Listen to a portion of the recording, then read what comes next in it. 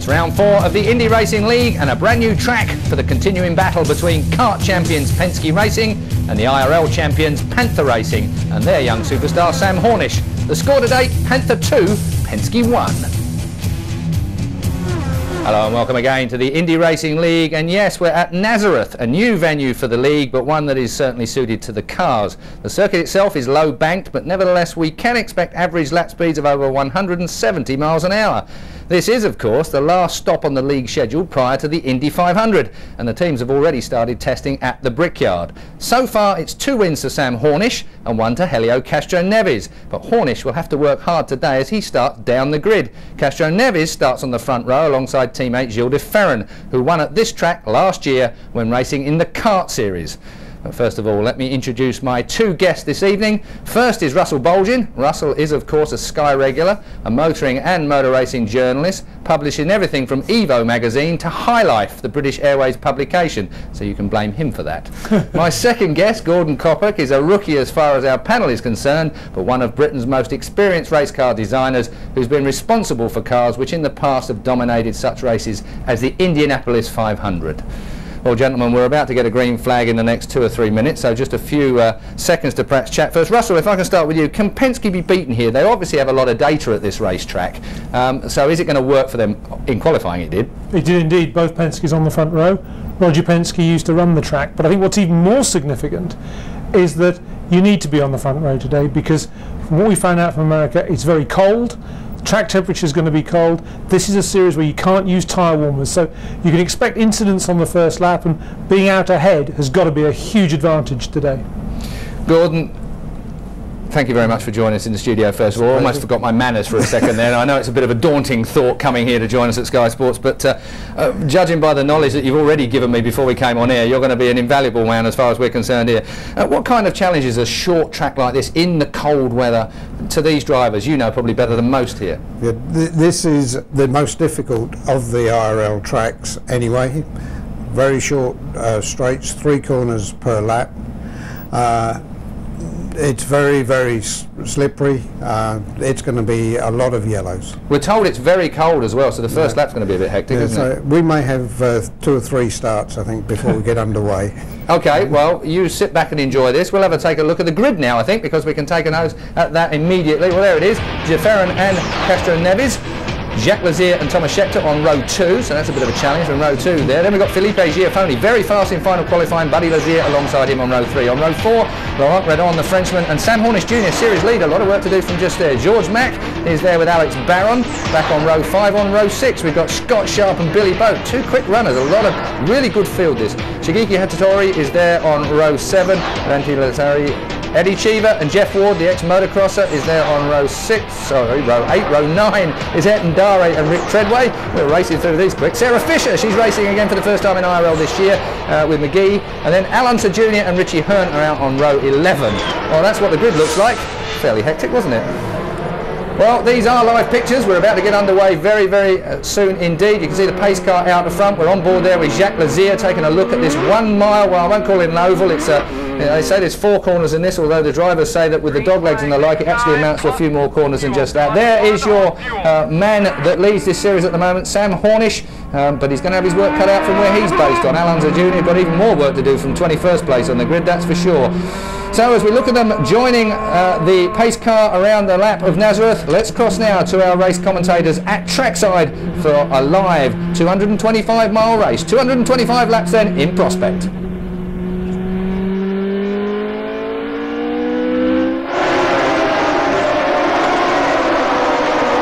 We're saying a single file start, but they go back too wide for the start. Well, they certainly did. Some of those guys, I'm not sure exactly what they were supposed to be doing there, but there was a huge gap between row 2 and row 3. Now these guys have to be very, very patient. The tires are very cold. This is a day very much like we had at the Indianapolis Motor Speedway last May for the 500. These tires will take a number of laps to heat up to working temperature.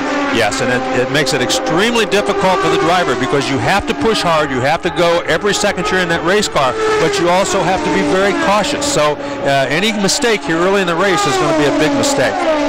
Well, of course, at the top of the show, we talked about the battle between Hornish and the Penske drivers, but right now, look at Lazier on the inside. He had a look to the inside of Castroneves. Jacques Lazier has really emerged after joining Team Menard about 3/4 of the way through the season last year. And there's Thomas Schechter, who is right behind him in 4th position. Well, I think those two guys, Lazier and Schechter, are vying for the most brave driver in the group award. They both are very, very talented and very brave. They take a lot of chances on the racetrack. There's a look at Sam Hornish. Hornish now back in the 9th position after starting in 8th.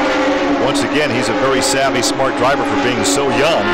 Became the youngest driver ever to win a national driving championship last year in the open cockpit, open wheel cars. And he's won twice already this season. He's won 5 times during his short IRL career.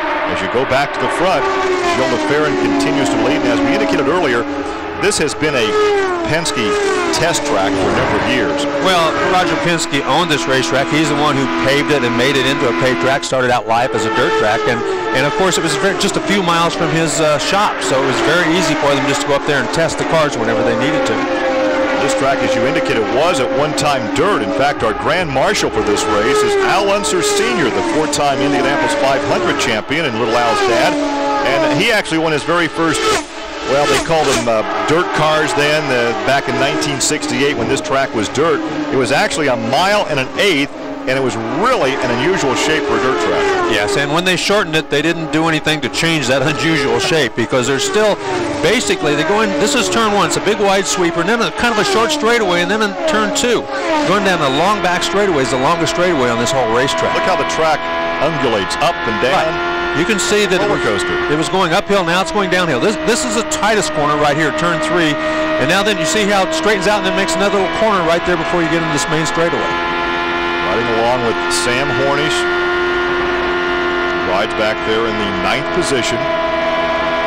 I think everybody right now being extremely cautious. They know it's cold. They know there's a lot of things that can happen out here on a cold racetrack. But look, they're already coming into lap traffic. Lap traffic is going to be huge in this race. The person that gets through the traffic the best is probably going to be the eventual winner. It's not going to be the fastest car. It's going to be the guy who judges the traffic and gets through the traffic the best. There's a good crowd on hand despite the weather. It is so cold here compared to what it was on Friday for that opening round of practice. A cold front has come through, and there's actually a chance of some heavy winter weather coming in later today. We anticipate getting the race through to its conclusion, but there was actually a forecast of the possibility of sleet, and they had to cut short a practice session here a couple of weeks ago because of weather. Yes, now this is the first straightaway. Going down into turn 1, you have to make sure that guy on the outside knows you're there, because the low groove is the only way to get through that corner very fast, so it's very, very tricky. You really have to let the guy know you're there. John Herb is the driver. They're putting a lap down, and again, this track is very difficult to pass on. And as you indicated, the guy you're passing has to be aware that you're there. Yeah, now then you see they're all coming up on another car already that appears to be Richie Hearn. Now he is subbing for Eliseo Salazar. Let's cover that story right now. It was in practice last Tuesday in a private practice session at the Indianapolis Motor Speedway that he actually hopped in his teammate's car, Dare's car. We're not sure what caused the crash, but when he got to the hospital, a CAT scan determined he had torn an artery in his upper chest, and that will put him out for the season. And at his age, with his new baby daughter, it could be a career-ending accident. It certainly could. It's a tough break for him. He had a lot of good things going for him this year. Well, he's 5th in the point standings, so Richie Hearn on board that AJ Foyt owned and prepared car today. We're not sure if that's a one-race deal or if that's something that could develop into a full season for Richie Hearn. Riding back again with Sam Hornish, and Hornish again now is in the 7th position. He's picked up 2 spots as we're looking at the leaders lapping some of the back markers. Well, look at this. He's on the That's the Hollywood car. That is the Giaffoni. Yeah, he's trying to figure out if there's an outside groove, and boy, there's not much of an outside groove here at Nazareth. Well, he's the one driver that we have witnessed all last year and this year. He likes that second groove, and he makes it work for him, but with all the heavy traffic, there's no place to go. Again, he's looking to the inside of John Herb. He runs back there in the 7th position. Giaffoni in that Hollywood car from Mo Nunn is in 7th. Make that 6th position, and Giaffoni was last year's season-long Rookie of the Year. Yeah, and he's being very careful back there. Uh-oh. We have a yellow light on the racetrack, and that is the number 310, George Mack. That is the rookie driver from Los Angeles who had a great qualifying effort. Started back in the 9th position, by far his best qualifying effort. I see no damage. That could be a case again of either pinching the car or perhaps cold tires, although they run enough laps. The tires should be warm. Yeah, they should be warm. He's taking the steering wheel off, so obviously he thinks there is some damage to the car. Smoke coming off the rear, that could indicate an engine problem. Yeah, that 310, the car is 41 in the program. The 310 is actually his zip code out in, or area code out in Los Angeles. Yeah, the back end just came around. Everybody behind him, great job by those guys all getting on the binders and missed him. Looked like he almost saved it. That thing got out there and he kind of hung on to it just for a second, and then it got down into the grass with the front end and spun on around. Look at that. Boy, there was some nice driving back there. Because when a guy spins on this tight little racetrack, there's almost no way you can miss him. There's no place to go unless he just goes. Look at that. Boy, he was sideways for a long time. He was chasing that rear. He really did. He was chasing. He almost saved that baby, but finally it just was too much for him. Came on around. And when it slid up the racetrack, it was very, very lucky for those guys behind him. That was Billy Boat, I believe, that just went by. So our first yellow of the afternoon, and our leader again is Gilles Deferin. The Penske cars run 1-2 after 16 laps.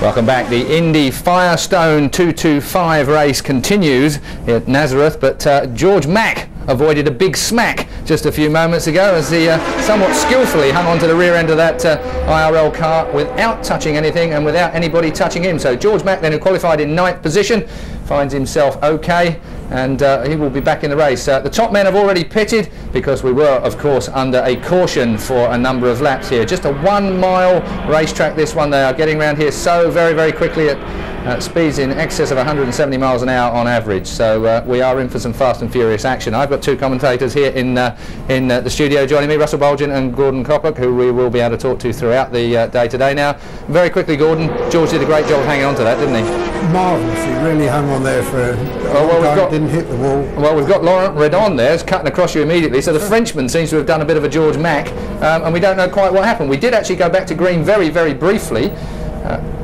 So we'll have to take a look and see what happens. In fact, I'm being told that we didn't go back to green, so we might have a bit of a problem here under a yellow. So while we are static along with Laurent Redon in the My Jack Conquest Racing Delara, he's stuck, not damaged, not hurt, just waiting for a bit of assistance, and so am I at the moment to try and work out what happened.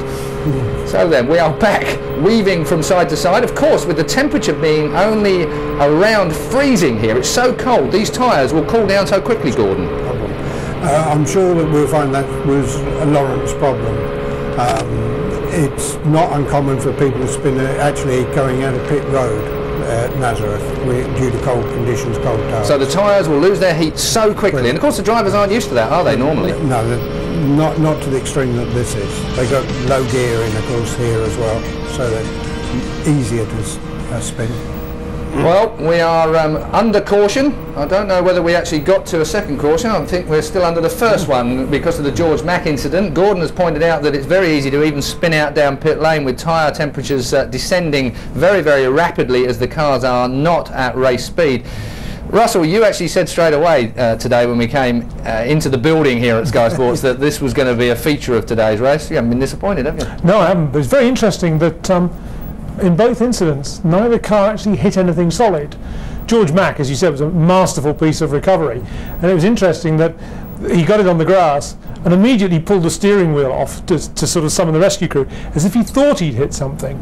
And Redon just appears to have, as Gordon said, spun onto the grass, and it's just kind of stalled, I would think. But it is interesting. I mean, I also suspect that because the track's comparatively low bank, you're not putting so much loading through the tyres, so they're not getting more temperature into them.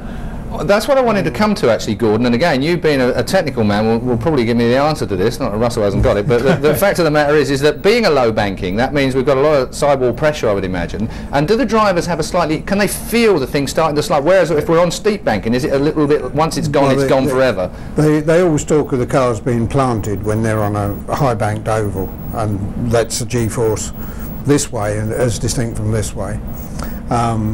So this place is very, very difficult. Well, we're actually hearing them on and off the throttle a whole load more. Normally they're just flat stick and controlling and on the brakes, of course. Here they brake very hard once a lap. So they're really having to drive a completely different style at this racetrack. Yes. Sam's engineer said he's back to road course type of setting up because it's braking going into the corner. So that's actually quite good fun because IRL is really just an oval-based series. So getting to a situation where we've got a bit of driving involved, it's a whole new thing at Nazareth. Right. That's right. And, well, we're in a situation where we're going to go back to the track in just a moment. The Firestone 225, which is the designated title for this particular race, 225 laps. Already we are into a caution period. Already we've got some controversy regarding how difficult it is to drive around this racetrack. Let's go back then. Last time we looked, Gilles de Ferran was the race leader. Will he still be the race leader? Let's go back to the track live. Still under yellow with the Penske Marlboro cars out in front, just as they qualified yesterday. Jacques Lazier rides there. You're with Jacques on board in the 3rd position. And then it's Thomas Scheckter back there in 4th. Remember, cold tires. Everybody's got to remember that it's cold out there today. Track temperature 14 degrees Celsius, so they've got to be so careful on these restarts. We've already seen it once. We don't need to see it again. They come back to take the green flag as they complete lap number 28 of a 225 lap or 225 mile event. 2 blue cars back there in 3rd and 4th. That is Jacques Lazier, and right behind him the Infinity-powered 52 of Thomas Scheckter. Well, obviously, Elio Castroneves was a lot more cautious than de Ferran was. De Ferran seemed to just take off on that restart. He got a great jump on those guys. As Castroneves wanted to make doggone sure he didn't climb on the throttle too hard and break the tires loose. Well, you almost have to be cautious that the guy in front of you doesn't break the rear end loose and spin right directly in front of you. Well, obviously, and sometimes what happens is you get to following the guy in front of you and you let him dictate what you do. And you can also, if he does it, you might also be in the same boat, just like driving in the corner. If he drives in too deep and you follow him, you both are going to be in trouble. Well, Buddy Lazier starts to get racy here, and he pulls up behind Thomas Scheckter. He's back there in 5th position. That is Giafoni and Hornish. Hornish still in 7th. Alex Barron in 8th. 9th is Jeff Ward and Billy Boat rounding out the top 10. You ride back along with Jacques Lazier. Cheever is stuck back in 11th position as he's tried to move up some, but he hasn't moved up nearly as quickly as I thought he might. He's a great guy in heavy traffic. They haven't had a lot of traffic so far, but I expect when he gets into traffic, he'll move up some more. They're going to have traffic till that yellow flag came out. They caught the back of the field, and the yellow allowed the slower cars to go back to the back of the line of traffic for that restart.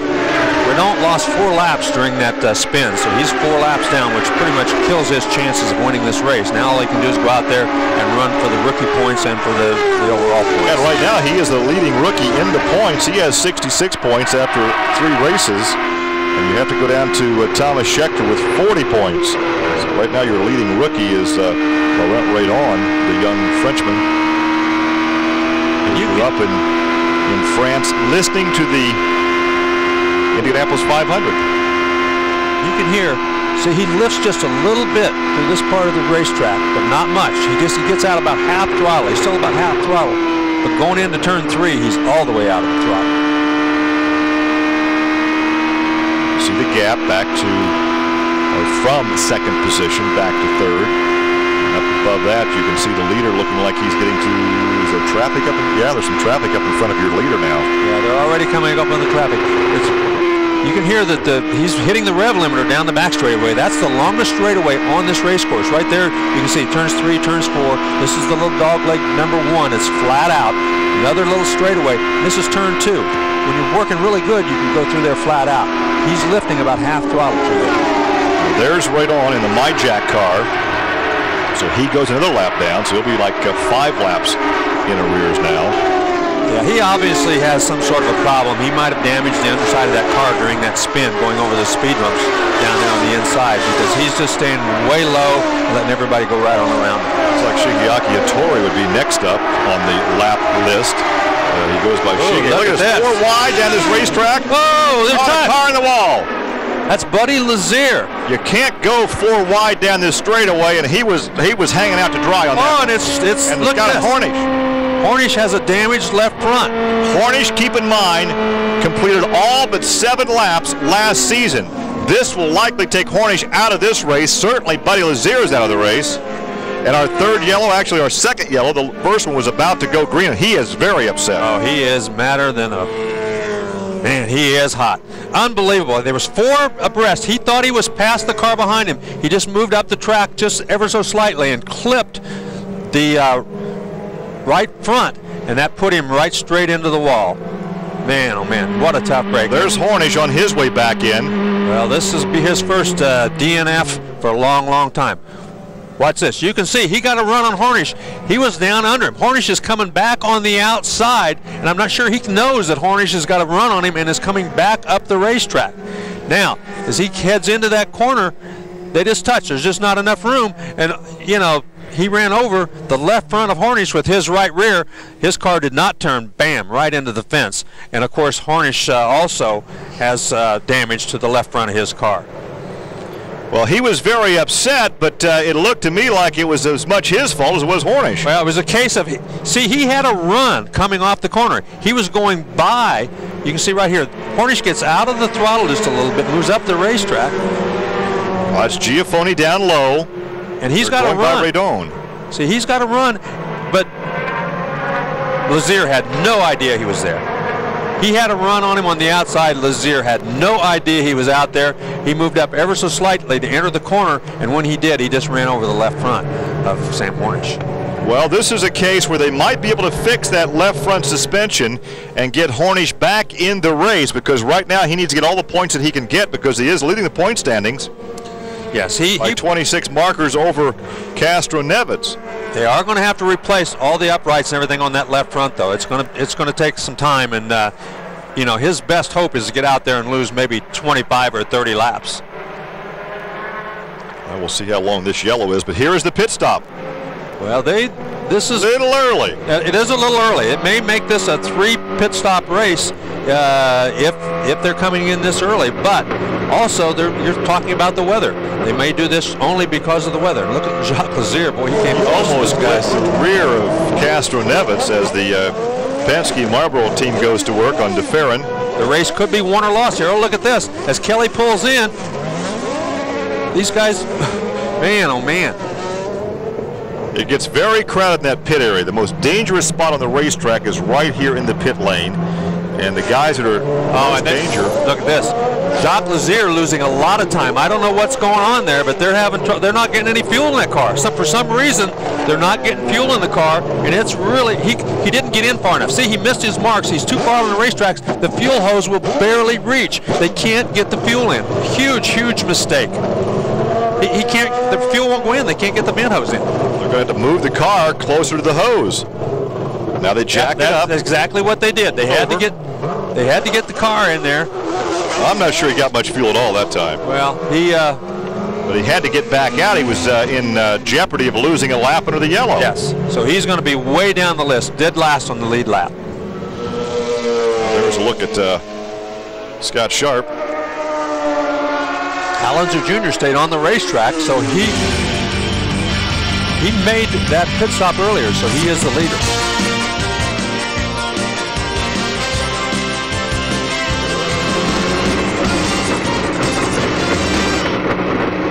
Well, what's that old saying? It ain't over till it's over, and this is early on, and we've had so many twists and turns in this race already. Look at it. Jacques Lazier is back in. They didn't get enough fuel, but they didn't want to lose that lap. Right. So they sent him out, put some more fuel in, and now he's underway. Yeah, he had to make sure they had a full load of fuel. They just put that vent hose in. I think because of all the traffic, and he just didn't get in far enough, they just had to make sure they had all the fuel in. That was a tough break for him. We talked about the dangerous spot on the racetrack being in the pits, and the guys that are really at risk are those crew guys out there, really unprotected. The driver is pretty well set and safe in his cocoon. And there is a look at the diaper to catch any oil or moisture or water coming off the rear of the car as the Coors Light entry of Ron Hemmelgarn, the owner, and Buddy Lazier. There'd be a lot of discussions between he and Sam Hornish about whether there was really enough room out there for him to stick his nose in there. I'm sure that Lazier will say you shouldn't have been where you were, and Hornish will say you didn't give me any room. Well, apparently there was some contact. Rick Reineman apparently was tapped by Scott Sharp when Scott was leaving the pit lane. So as we indicated, it's very, very tight down there. A lot of congestion. And there you're inside the next to the hauler as the Pennzoil Panther team is working on the left front suspension. Now let's take a look again at how he gets hit. I think his own driver hit him. That was Scott. Yeah, I believe you're right. I believe his own driver hit his foot as he was pulling out. So we'll take a look at it again, but you can see, no, he got hit by Kelly. Well, yeah, he did get hit. Yeah, that's why he was out there. You're absolutely right. He was Kelly coming in. Absolutely. Tough break.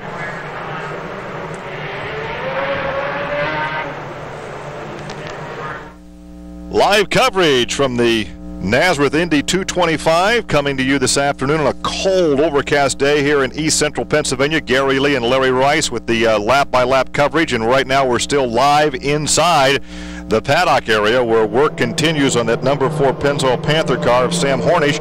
Work also continues on the racetrack. Dave Brown has his crew out there sweeping up the oil dry after a grinding crash where 2 guys tried to occupy the same track space. Yes, that's exactly what happened. They both tried to get in that corner. Sam Hornish tried to sneak to the outside. There just wasn't enough room, and Lazier had no idea. Well, as we said, this team last year completed all but 7 laps. They actually finished all the races last year, and they may well finish this race, but they only lost 7 laps. And this is the okay. So as it all happens, young Sam Hornish's crew at the moment working frantically to get that car out on the track. We'll take a quick break and come back with all the action from Nazareth, live of course, here on Sky Sports.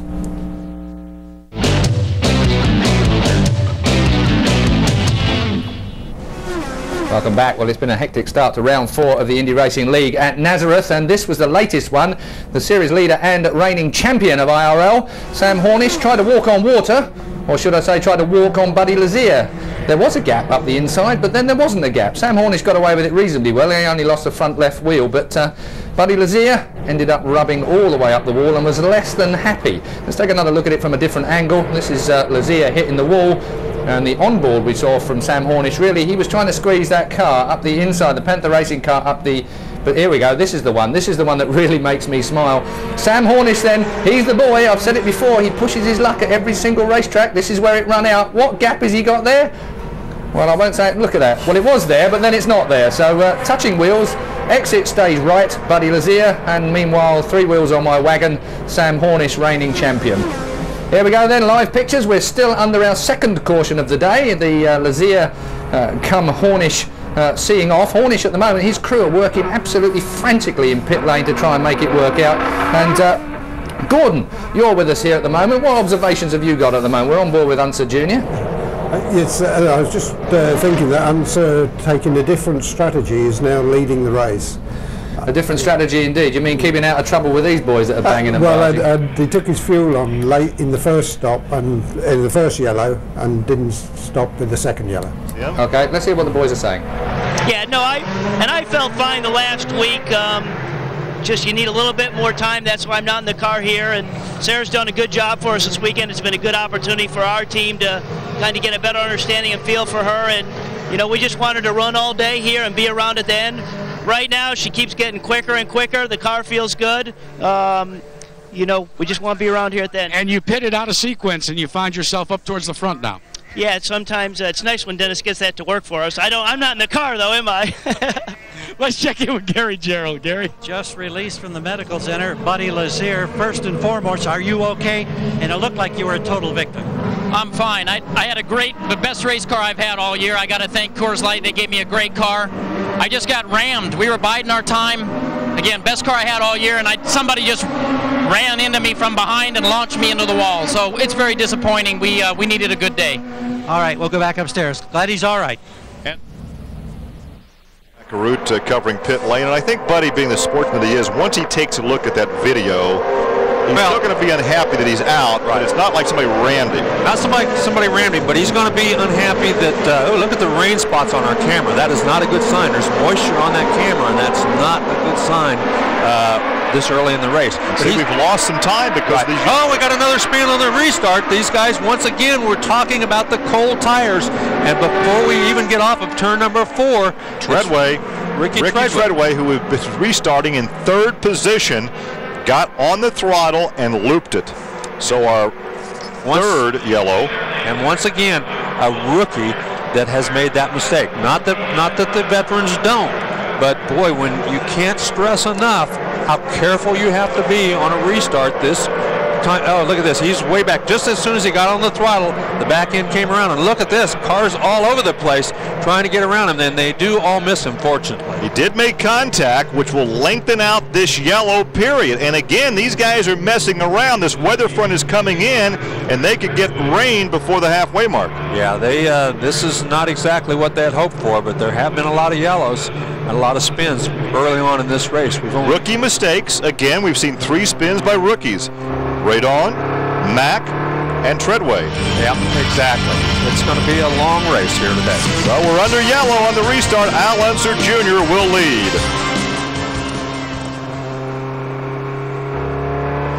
We have gone 55 laps, working lap 56. You ride along with your leader, Al Unser Jr. Up in front is that yellow Corvette pace car. In the pace car is a 3-time Indianapolis 500 champion Johnny Rutherford, and they're trying to push Ricky Treadway back to the pit lane, so there was some slight contact, maybe not enough to knock him out of the race. Well, he's going to have to put a new nose piece on. He damaged the left front wing. It doesn't appear that he damaged the left front suspension.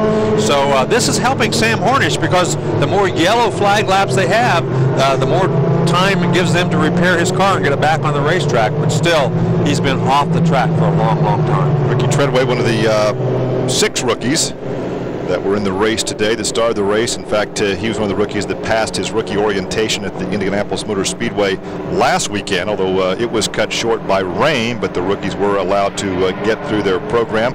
Here's a trivia question for you. What was the first year at the Indy Motor Speedway they ever had a rookie test? And who was the first to pass it? I have no idea. 1936. Henry Banks. Is that right? The 1950 champion. In fact, the reason why was 1934's national dirt track champion Johnny Hannon came to the Speedway in 35. They took him around in a 2-man car to show him the groove. He went out in his first hot lap, went over the 3rd turn wall, and was fatally injured. And the official said, you know, maybe we need to slow these guys down and work them up to speed. In 1936, they had the rookie test, and Henry Banks was the first to pass. We'll have a quiz on that, Larry, so take notes. Well, I know it's only been in the last 10 years or so that they've started doing the rookie orientation before the track opens in May. Before that, they did it right when everybody else was on the racetrack. We're watching the work continue, and today they didn't change the front nose on his car, did they? They changed. I was giving you the trivia question and wasn't watching the pit work. It appears they have, because you can see the flap on the left side there, and it was gone earlier, so it appears to me like they have now, and I wasn't paying attention either. Well, Al Unser Jr. had a conversation with Al past Tuesday, and he said, my world fell apart when I failed to make the 1995 Indy 500 after winning it in 1994. But right now, he is on the point for the restart.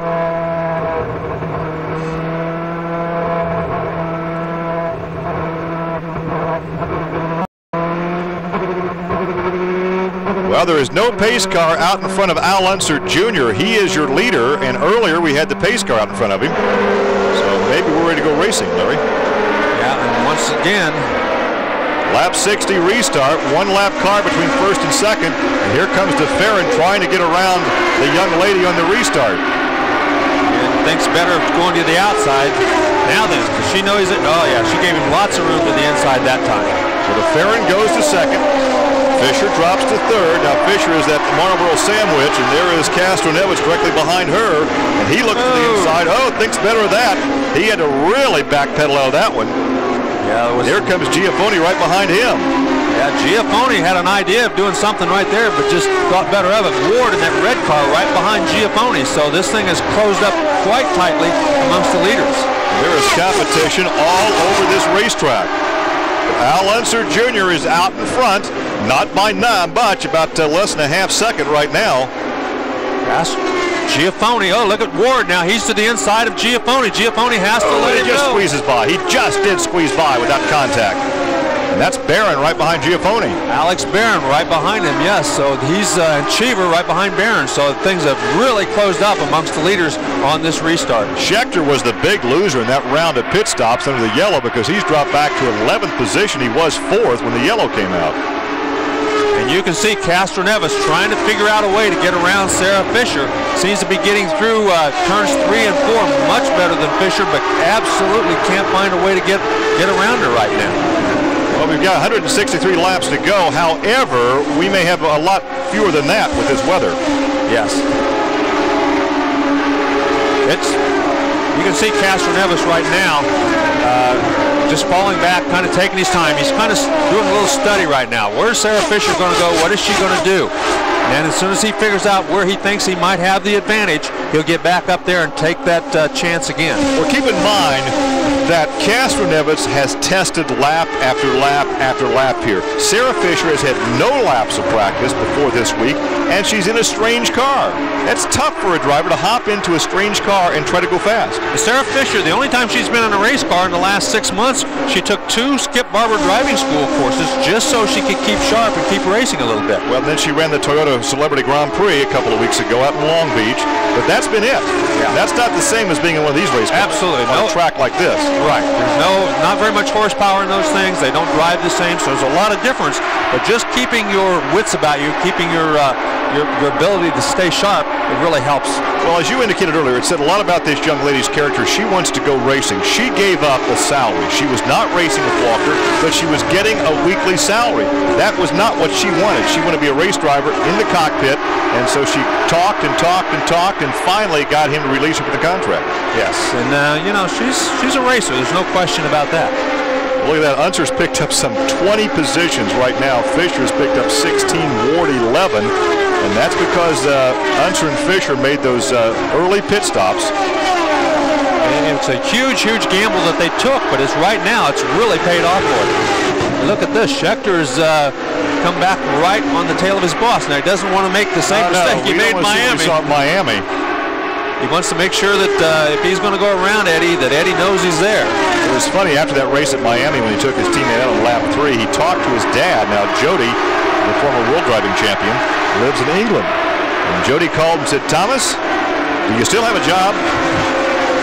Well, it was pretty questionable right after that accident, let me tell you. What, he's a good race driver, and he's going to probably win one of these things before the season's out. Yeah, he is. He's a very, very talented guy, and he's certainly proved it as he stepped right in with the best in the world, and he's right up running with them. Jeff Ward has gotten around Giafone as we see more of the moisture on the camera lens. And so Ward right now is up to 5th, Giafone in 6th position. But Giafone had a look to the inside. And again, you know, in the pit lane, all these crews have weather monitors, and they're watching the radar. They certainly are. Cheever trying to taking a look at Barron right there, got to the inside, took a look, and just decided there wasn't enough room. The straightaways are so short on this racetrack that you really have to have an enormous run on the driver in front of you if you want to get around him before you get to the next corner. Down the back straightaway and going into turn 3, and of course down the front straightaway into turn 1, the best 2 positions to do that. Well, keep in mind we're on lap 72 right now. 113 could be a complete race by the weather rules. So right now they race for a full event. They watch the sky and race for 113 laps. I think you're going to see these guys racing right now for 113 laps. They're going to try to stretch it as long as they can. And of course, right now it's been 52 laps since Allinger Jr.'s been in the pits. He's going to have to stop in maybe another 25, maybe 30 laps. Well, Al Unser continues to lead over to Farron, Fisher, Castroneves, Ward, Giafone after 72 laps. Riding with Al Unser Jr. past the grandstand here at Nazareth. Now, if you ride along long enough, you can see how this track goes up and down. Well, we didn't quite see it coming off that corner here. There's a lot of elevation change. What did you say, 30-some feet from one turn to another? 34 feet from turn 2 down into turn number 3. So it's a huge, huge drop. That's George Mack. There is one lap car between 1st and 2nd. The 3rd car back now is DeFerrin. He is back there in the 3rd position. He won his first MVNA pole award in the Indy Racing League. In fact, that was worth $10,000 in the pole award at the Indianapolis Motor Speedway. The next race on the calendar worth $100,000. And it's got to give George Mack a pretty good feeling to be running there with the leaders and running pretty much at the same speed they are, even though he's 4 laps down. Well, he was very impressive in that qualification effort because he qualified in the 9th position. Yeah, I'd say that's the most impressive, biggest surprise of the weekend as far as I'm concerned. He has no high horsepower experience. It's all from karts. Now, granted, in a kart you have more horsepower per weight, but that's not the same as jumping in an Indy car here. No, and it's not the same as running 170 miles an hour around a racetrack like this. Well, Al continues. Now watch the elevation. Watch the track elevation change. He drops down. This right is here. Yeah, right. Downhill into down this the valley right there. Right. Now then you're going back up. You're going back up some, right in this portion of the course. But you really go up right in here. You're really going uphill right in that section of the course. Well, Ward, we understand, back in the 8th position, could have some kind of a problem. We're picking that up on the radio communication from his pit to the race car. Riding along with Al Unser Jr. there again, out in front. There's the battle. There's Ward right there in 8th. 9th is Schechter.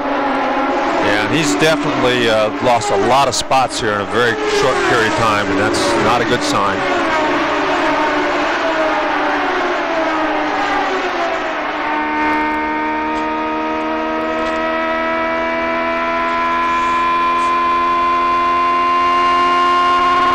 Well, we're live with you from the Nazareth Speedway here in Nazareth, Pennsylvania, the hometown of Mario Andretti. Mario has, in fact, won on this track back in the days of the dirt surface. Right now, Al Jr. is winning this event. His dad, Al Sr., the 4-time Indianapolis champion, was the grand marshal for this event. You look there at Sarah Fisher in 24. She's back there in 3rd position. And then it's Castro Nevitz in 4th. Oh, what a great ride this would be if Sarah could put her on the podium. She's had a 2nd place finish and a 3rd place finish during the past couple of seasons in the IRL. Yes, these guys, Sarah Fisher and Al Unser Jr. are going to have to stop, I believe, before they reach the halfway mark. So even if the rain does come, they will have to make a pit stop before they get to that point. They can't run 90 laps, I don't think, without a pit stop. But if the yellow comes out, all bets are off. Well, that's right. If there's enough yellow flag laps, they could squeeze in there. And there have been a lot of yellow flag laps that they have run under this segment of the race, well, too. The yellow comes out and they all dive for the pits. They all top off their fuel. They can go past the halfway point. And if the crew can get them in and out, they can still be in the top 3 or 4 or 5. It's going to be a strategy game if there is another yellow flag before the halfway point. There's no question about that. What do you do and when do you do it with the weather looming? Well, right now, 84 laps complete. You're riding with Al Unser Jr. You hear he hit the rev limiter right there. Down the straightaway. Track drops off. Look at that. You can almost feel it in your stomach as you're watching. Look at this. Here comes Sam Hornish. Well, he's going to be a long way down, but he is going to get back on the racetrack, and he is going to keep his record intact of being around at the finish for the race. If they've got the car right, he's now 45 laps in arrears.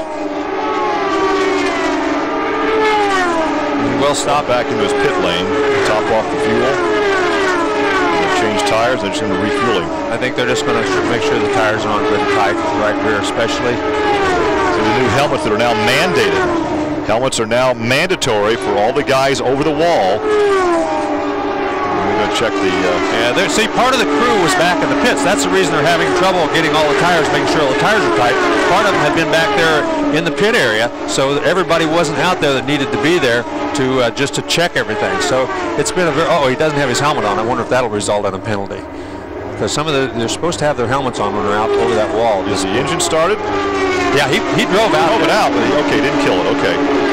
Well, there he goes. So now he's some 48 laps behind. So in just that short time, in making sure the wheels were down and tight and tires were on the car, he lost an additional 3 laps. Well, and of course that wasn't the important thing. He can pick up by finishing this race if they go to the conclusion and there's another half a dozen cars that fall out, he can pick up another half a dozen spots, which could be critical near the end of the season. There's a look at 4th, 5th, 6th, and 7th.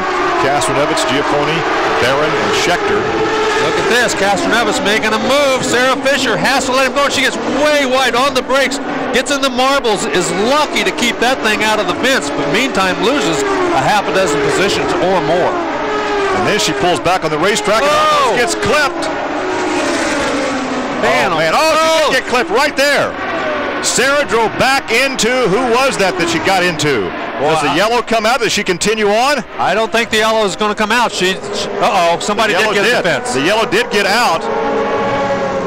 And that is the 4th yellow of the afternoon. John Herb, and I think that was an unrelated. I don't think he was in all that mix-up with everybody else. But wow, what a tense moment that was when all those cars were trying to get around. Once she got out in the marbles, she was just in deep trouble. She was trying to save. Oh, yeah, that was not related to her at all. No, that was completely at a different part of the racetrack. He just got out in the marbles and drove the thing into the fence. Wow, tough break for John Herb. He hit the wall pretty hard. Looked like the front end just got pushing, and once he got out into the marbles, it just went right straight into the fence with the right front corner. Well, now you're on board and you see the contact from Al Unser Jr.'s car. Now this is a break for Al Jr. because he can make the pit stop with everybody else and top off that fuel at lap 93 right now. Right here is the contact as they're coming through the corner. Sarah Fisher trying to get back down to the bottom of the racetrack, and right there, ooh, that was pretty hard contact. Well, I think Sarah got rattled when she got passed by DeFerrin or by Castroneves. She got up in the marble, she backed out of it, got rattled, tried to get back in, and forced the contact there. Yeah, she definitely was trying to get back down because she had lost so much speed. She had already lost probably 6, maybe 7 positions and was just trying to get back to the bottom of the racetrack. And when she moved back down there, another car was there. I couldn't tell whether that was Boat or exactly who that was, but she definitely. That was Billy Boat. I think it was Billy Boat too. Yeah, that was Billy Boat that she made contact with. And Boat tried to get down as low as he possibly could. He was down those rumble strips. He was down on the rumble strips. Exactly. He had half the car below the end of those rumble strips, trying to stay out of the way, but she just came down a little bit too far, and he was up there too far. They made wheel-to-wheel contact, so he was up far enough. So they're waiting to open the pits, and well, we're on lap 94 right now, and they'll open the pits the next time by. There's the pace car. It'll be interesting to see if everybody comes in. I imagine that they will. But, you know, they may not. It's going to be difficult. If they're still running down through the inside, through that pit exit area, if they open the pit area, there could be some problems there if you enter right in the middle of all that. Well, we've had 4 yellows. George Mack spun, then Radon, a pair of rookies, then the Lazier Hornish wreck, then the Treadway spin on the restart, and another yellow from John Herb, who just crashed, and man, he did the damage that car. He hit that thing a ton. He hit that thing a ton, and there is a great deal of damage to that car. Luckily, he got out, walked away, waved to the crowd, but that car will not be running until they do some major changes to it.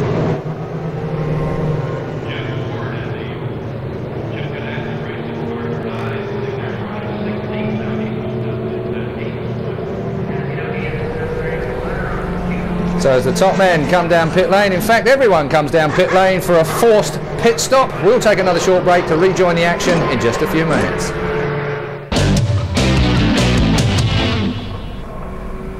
Welcome back to Nazareth in Pennsylvania. Well, if you haven't been watching this IRL round 4, you should have been to start with. It's been all action. Al Unser Jr. led as we took into our 4th yellow when John Herb hit the wall, and now the teams dive. This is just a few moments ago, all the teams diving into pit lane for a quick squirt of fuel and looking down to see if anybody's taking any tyres on, but looks to me like one of the Penske cars has certainly got back out there. So Al Unser, who was leading, is not now. He's been left back in pit lane. Sarah Fisher was among the melee that happened before we went for a break. This is Al Unser Jr. we're on board with, and that is where he's gone back out on track. Now then, bit of a worry here. We can see spots of rain hitting our cameras on the cars and at trackside, and if this race hasn't gone to half distance, in other words, if it does make it to half distance, it will actually be a full race at 113 laps. So keep an eye on what is happening out there on the track. Scott Sharp, well, he's where is he at the moment? Best finished 15th in 1994, and Scott Sharp has gone out in first place. You can see him behind the pace car. Well, Scott Sharp has already managed to run over a Penske technician. Now he's out in first place just to rub salt in the wounds.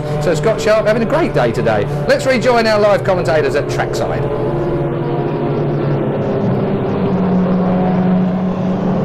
Remember, they have to run another 13 laps. So, and this kind of a weather pattern, once again, usually is light rain for a while before it turns into heavy rain. So they could complete the next 13 laps under the yellow.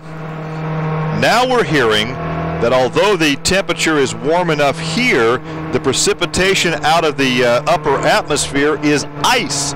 And it's still ice that's hitting the racetrack. So it's the sleet that we talked about earlier. Yeah, and that's worse than rain. We were told that it was could be sleet in this race before it was over, and obviously that's what's happening now. Sleet, frozen rain, so you don't want ice on the racetrack in any way, shape, or form when you're trying to race these cars with the slick tires. Our last report was the ambient air temperature was 12 degrees Celsius. However, as you get higher up in the atmosphere, it drops off drastically, and all the ice is falling from the sky, and it's not hitting a warm belt to melt, so we're getting the sleet. Obviously, these cars do not run when it's wet. They do not have rain tires. They don't ever run in the rain, strictly because it's just way, way too dangerous. Even with rain tires on a track like this, those walls are very, very hard and do a lot of damage. Well, right now we're counting down the laps. We're working on lap 102. And Scott Sharp right now, I think he's probably one of the guys out there that is praying for rain, because he thinks his best chance to win is if it does start to rain or sleet or whatever while he's in the lead, because he quite honestly has not been up amongst the leaders during the very fast running here today. Well, and he cannot wait to get back to Indianapolis. He qualified for the pole last year. It was a cold day. He made a mistake on the start, and he was out of competition. He crashed out on the very first lap, going through turn 1, looped it, and slammed the outside wall. And he says he thinks about that every day, and he can't wait to get back to make amends for last season. Well, it was a huge mistake on his part, and it was a situation that they've tried to take care of. I think part of the problem was the white line last year. He touched the white line, spun. A couple other cars did exactly the same thing a few laps later. They have changed their policy. They're going to paint it differently this year with a different kind of paint, and they are not going to repaint it before race day. They repainted it last year right before race day. This time they're going to paint it before the month of May starts. They're not going to touch it again. The strategy. Well, Jack, first of all, we wanted to get him to the front of the pack, because the track position's everything, and we've only got to make one more stop, as does everybody else, and it may rain. So if any one of those things happens in our favor, we could win this thing. Now, you work with a lot of people from Bombardier Aerospace. Did you have anybody up in an airplane checking this out? No, but we know where the Weather Channel's on the TV, so we'll see what happens. What channel is it on here? It's on the Weather Channel, Jack, 362, DSS. Bob. Tom Kelly, the team owner, talking with Jack Arruda, and as we said earlier, every team down there has the Weather Channel on their monitor. Absolutely, and every one of them is watching it extremely close right now, because it's going to play a big, big part of this race. That's John Herb and Gary Gerald. You appear to be okay. Your race car has been hurt big time. Can you tell us what happened? Yeah, we had a little issue with the handling. It was going away. We were getting a little loose in the middle. So I reached down and made a bar adjustment, double-checked it on the back straightaway. I'd slowed the car down a little bit, and I was getting caught by Hattori there.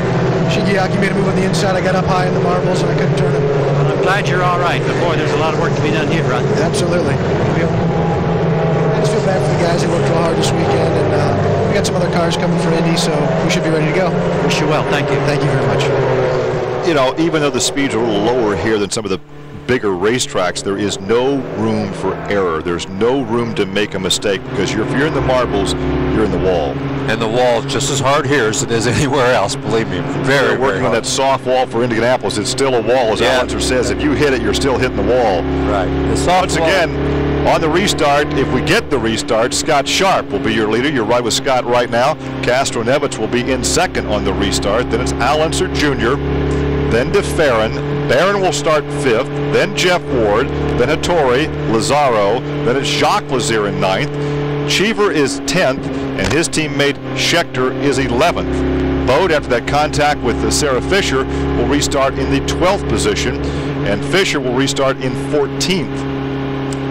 Dare, driving the A.J. Foyt entry, will be in 14th, and Hearn is a lap off the pace back in the 17th position, subbing for the injured Eliseo Salazar. Salazar, in fact, has been released from Methodist Hospital and is being driven back to his home in Miami. He was not cleared to fly because of the pressurized airplane, so he's being driven back to Miami for his convalescence as we continue under yellow here at Nazareth.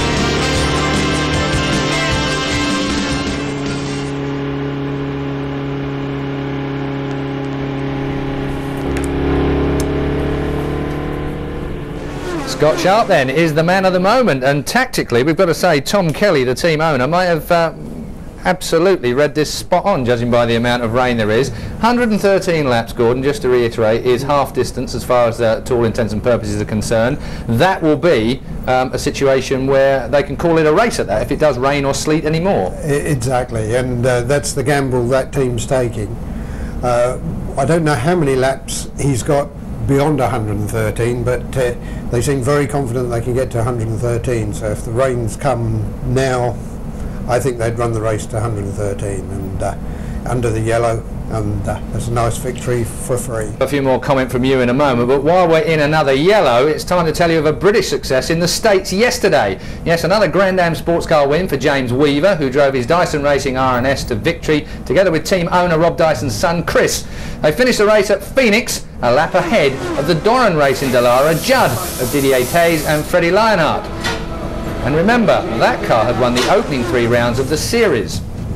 Third was the Intersport Racing Lola of John Field and Rick Sutherland, and in 4th place and scoring a fantastic win in SRP2 class was Dario Franchitti's younger brother Marino, sharing the Rand Racing Lola Nissan with Swede Niklas Jonsson. I'm sure that will give Dario a boost as he gets ready to race in the Indianapolis 500 in May. That race, of course, is live and exclusive here on Sky. One you will not want to miss, and we are live and exclusive throughout the Indy 500, which of course some of these teams, Russell, have been working on as far as, even through the week that they're at Nazareth, they've been working on the Indy 500 that's far beyond. Yeah, they've been testing this week. Sam Hornish had a little trip into the wall.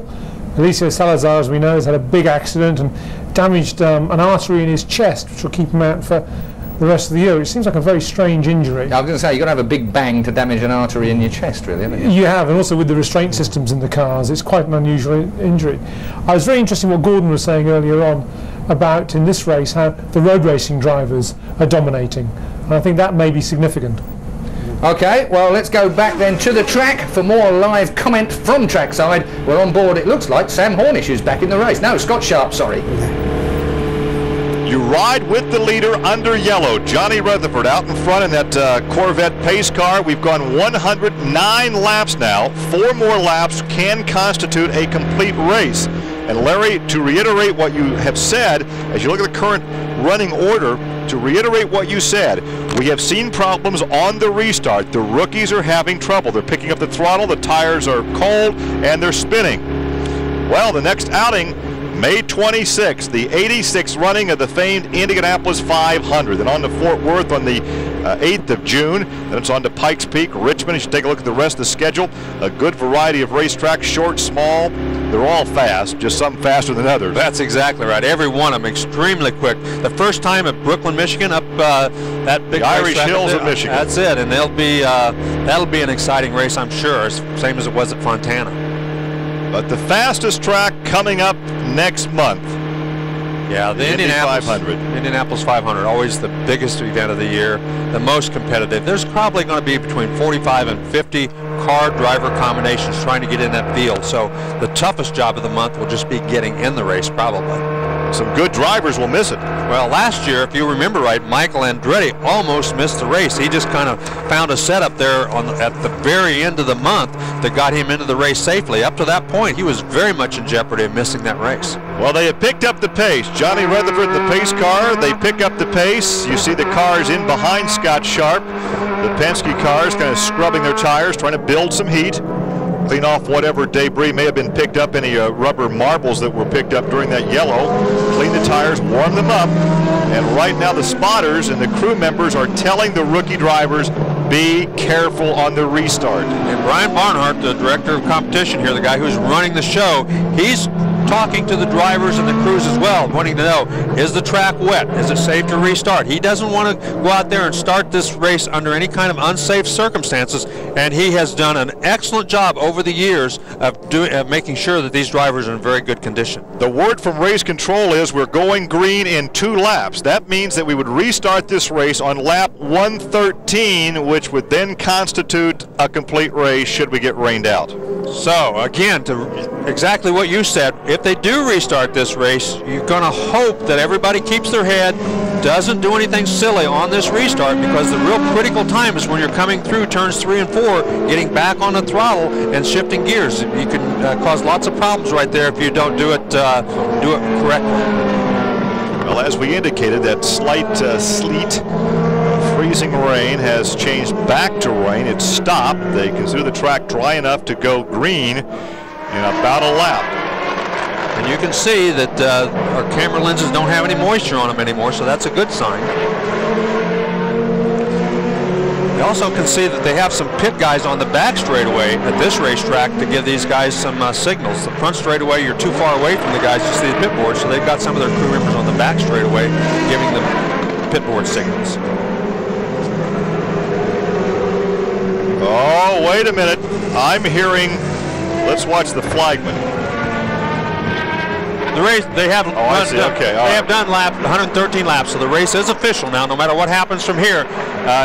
If it does start raining, the race is official. When I heard race control say official race, I thought they were flagging the race to a conclusion. Okay, they've gone the distance they need to go for an official race. We're going back to racing, though. And let's see what Al Unser Jr. can do. In the restart order, Al starts in 3rd position. The pace car pulls off, and look at this.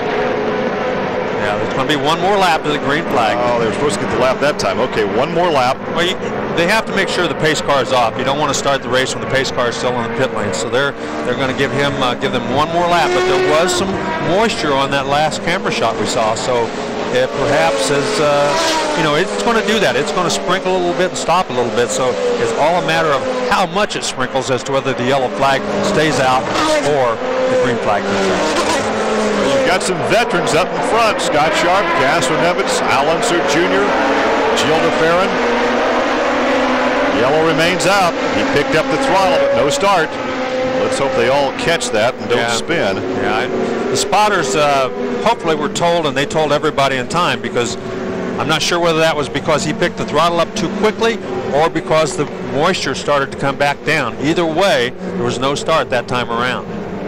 115 laps now complete, working 116 under yellow. Well, we'll see this time.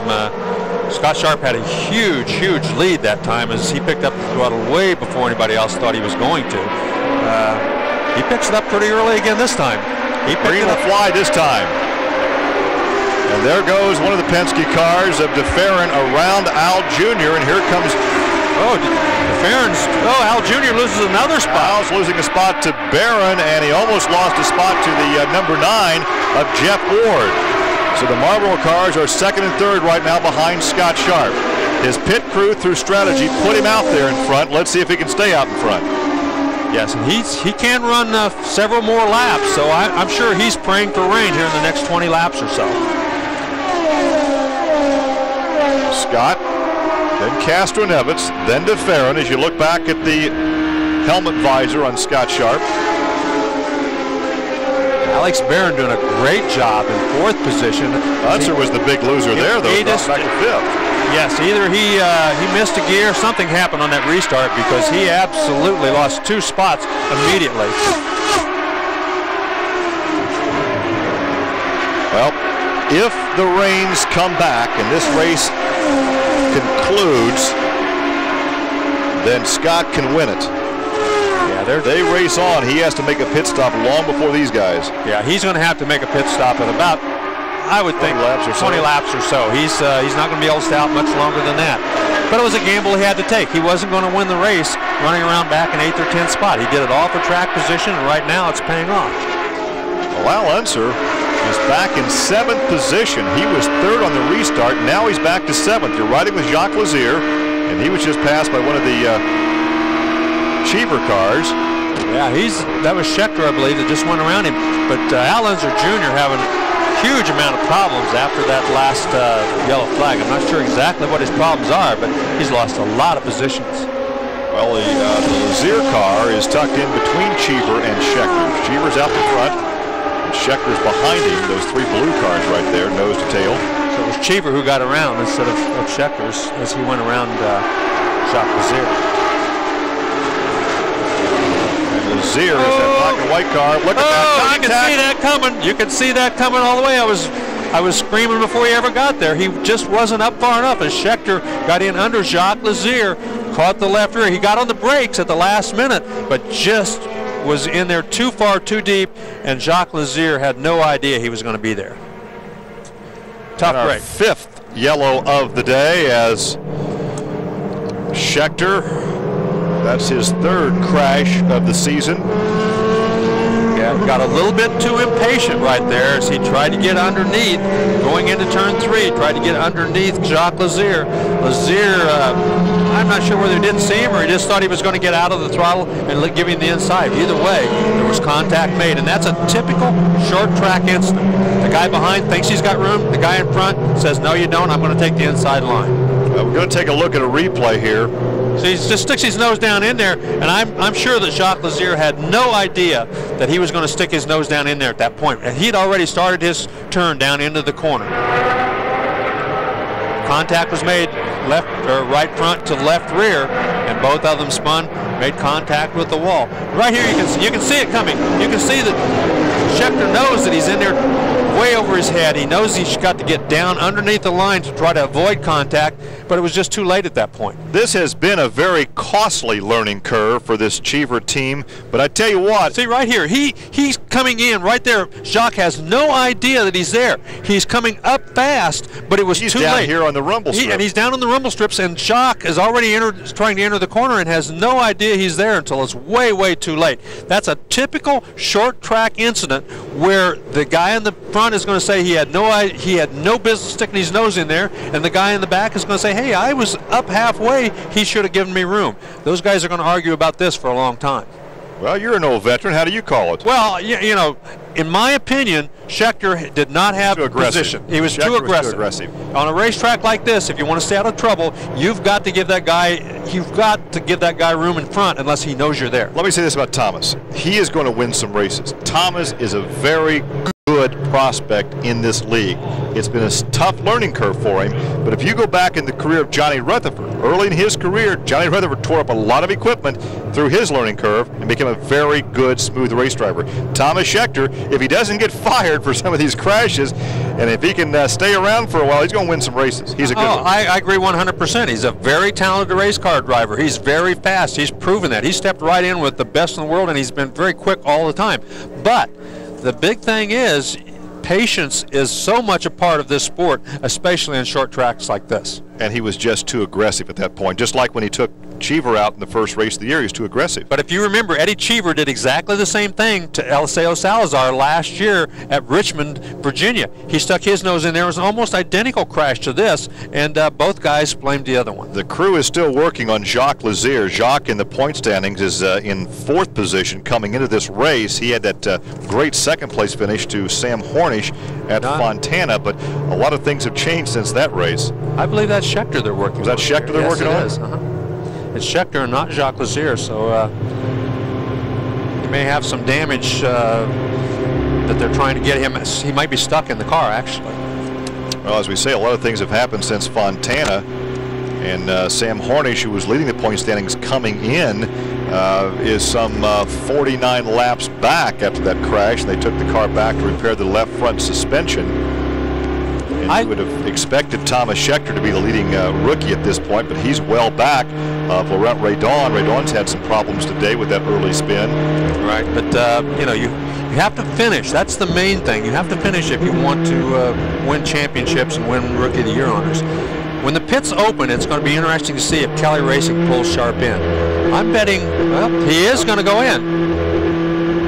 He is going to go in, so that's very interesting. If he gets in there, gets back out, if nobody else follows him, he's still going to fall near the end of the path. Well, so he comes in. that strategy would have worked for him had that rain stayed, but the rain was very, very light. Only gave us a few extra yellow flag laps. Quick pit stop.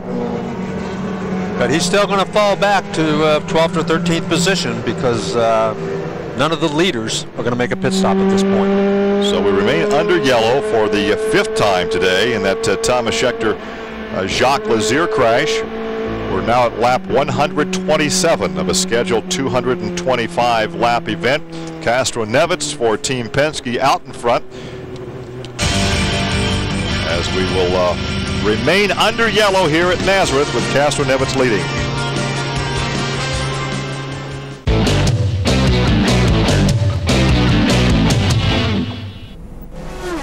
Welcome back. With the weather closing in at Nazareth in Pennsylvania, we are under our 5th yellow after a massive accident you will have seen just before the break. Hornish-Lazier and Thomas Scheckter. Thomas Scheckter with a bit of an over-ambitious move up the inside on Lazier, took them both out, and they have been stretchered off. We are told that they are okay at the moment and precautionary measures are being taken. They're on their way to the medical centre. Scott Sharp's strategy, then the Kelly Racing team, may have paid off. He's now out of sequence with the rest of the drivers. Well, I look to my left just to see what's going on down in Nazareth at the moment. Weather is the big deal, but at the moment, Helio Castroneves and Gilles de Ferran are 1st and 2nd, with Alex Barron up there into 3rd place after the shenanigans that have happened in Nazareth. Let's get some expert view then, rather than one of mine. Russell, first, if I can come to you. We've been talking about the weather all day long. It's not been raining, it's been sleeting down there.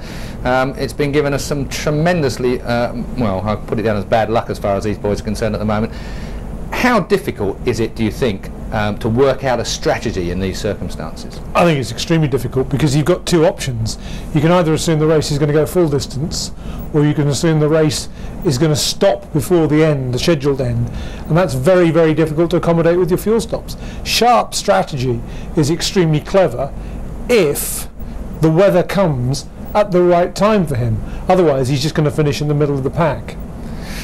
Gordon, now you've been involved in strategy in motor racing for a number of years. Kelly Racing actually called it right at the time that he called it at, but do you think now, as Russell's already said, he's out of sequence with the rest of them and he's on a real gamble, isn't he?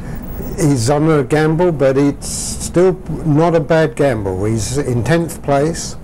He's perhaps got, I'm not quite sure, but around about 20-30 laps more fuel, so he can go further. And when the others come in for their next final fuel stop, he then has that same 20 or 30 laps, whatever it is, in which another yellow could occur. If they had to stop on the green, massive advantage to him. So he's still in the race with a very serious chance. Well, of course, with this stop being a long stop because it was such a massive accident, they've got such a lot of clearing up to do at the moment at trackside. Tyre temperatures are descending throughout because it's only just over freezing there at the moment. So we might have a yellow very soon after the restart. I think we might, yes. We haven't really had many easy starts, have we? Restarts. We haven't, indeed we haven't. Well, let's get down to a bit of prediction now at this particular point in the race. We didn't get to that at the beginning of the programme. Russell, I mean, you've got Castroneves and de Ferran, who were the front row sitters as we went into this race meeting. Alex Barron, who probably courtesy of the way things have gone on a bit of strategy, has ended up in 3rd place. Jeff Ward, who, for my money, I would just love to see win an IRL, and he's been getting better and better every week as it is, because he's an ex-motorbike man, isn't it, Gordon? That's exactly. What it is. Who do you fancy out of this lot at the moment, Russ? You'd have to say the Penske team are probably the best set up for it, but it's interesting that Alex Barron's race was the inverse of Thomas Scheckter's. Thomas Scheckter's ran out of patience in a fairly spectacular manner, whereas Barron has been doing softly catchy monkey all afternoon, and it could go to him. But you have to say they qualified on the front row, local team, got it together. You have to say Penske's got to be the favourite right now. They've been the favourite really as they came to this race series, didn't they, at the beginning of the year? I mean, from kart, everyone at one point thought that kart was a better series and produced better teams and better drivers than the IRL. The IRL over the last 3 years really has come to rival kart in popularity, if not much else. What's your view on that, Gordon? What makes Penske so good? Sheer depth, strength in depth in the team. They've got good engineers in depth, they've got good managers. Roger really loves the sport, fantastic career, and so they tend to make the right moves, and so that was a big change that he did 2 years ago when he changed to Honda engines. He was a director of Ilmore, but he still changed to the Honda engines. It was very timely, and changed the drivers, everything, and because he hasn't looked back really. Do you think he might have been a little bit surprised at the pace of the IRL this year? I mean, do you think that Sam Hornish and the Panther team have caught him slightly more by surprise than he would normally feel? I think you're right. Yes, certainly. I think the results are a fair indication. With it at the moment 2-1 in it. It's going to be 2-2, I think, by the end of this race, to be honest. But you're obviously a betting man, then. Yeah, yes, that's right. Not too much of a risk. No, I think so. My personal feeling is that Hillier will beat Gilles. They're strong rivals. Lazier has just been taken out. Thomas Scheckter was quick and could have done some damage. I think we're now in the situation where the guys who could really challenge them in a straight race are no longer in it. What do you think's going through the teams and the drivers' mind at the moment? Because IRL this year has been very, very tough. It's been a very strange year this year with a lot of crashes, a lot of difficult circumstances each and every track. And to be honest, I can't catch my breath in this one today. I mean, it's incredible. Yes, the weather is going to be paramount in everybody's mind. Try to think of things, strategies that might work out to their advantage. I think here we've got. If I was running, I would say Penske and Alonso would be looking after their fuel, so that when that final fuel stop comes, they'll have less fuel to put in, and therefore they'll have a shorter pit stop. And that's assuming it doesn't rain beforehand. We're on board with Alonso at the moment. He's made a bit of a comeback here as well, hasn't he, Russ? I mean, he's up there at the moment in 5th place. That's assuming that we're in exactly the same order as we were beforehand. Alonso out there, so I mean, still in a good position. And as Gordon said earlier on, the guys have had to adopt a little bit of a road racing style through his kart experience. He understands road racing. He's done a good job. The other interesting thing that, talking about Penske, is that people assumed, and I was one of them, that Penske would just run away with the championship this year. And the fact that the championship winning team from last year, Panther Racing, has given them a really hard time, shows the depth of the series. Indeed, and I'm right with you as far as that's concerned. I followed IRL here on Sky Sports since it came up to us, and it has been a superbly improved series over the last 2 or 3 years, and this year really was. I was looking forward to it as it spread out over many, many more rounds. We're on board with Alonso. He is down in 5th place. We've got a brief look at Alex Barron in 3rd place, and in front of him the 2 Penske cars, and the big deal here, as leaving pit lane, is Richie Hearn. The big deal here is keeping some heat in those tyres, so that when we go to a green flag, we've actually got a situation where we can race again, and hopefully no one will be doing a Tommy Scheckter or indeed a Sam Hornish Jr. So then, that's it, the top 6. As we take another break, we'll be back in just a couple of minutes when they go to green.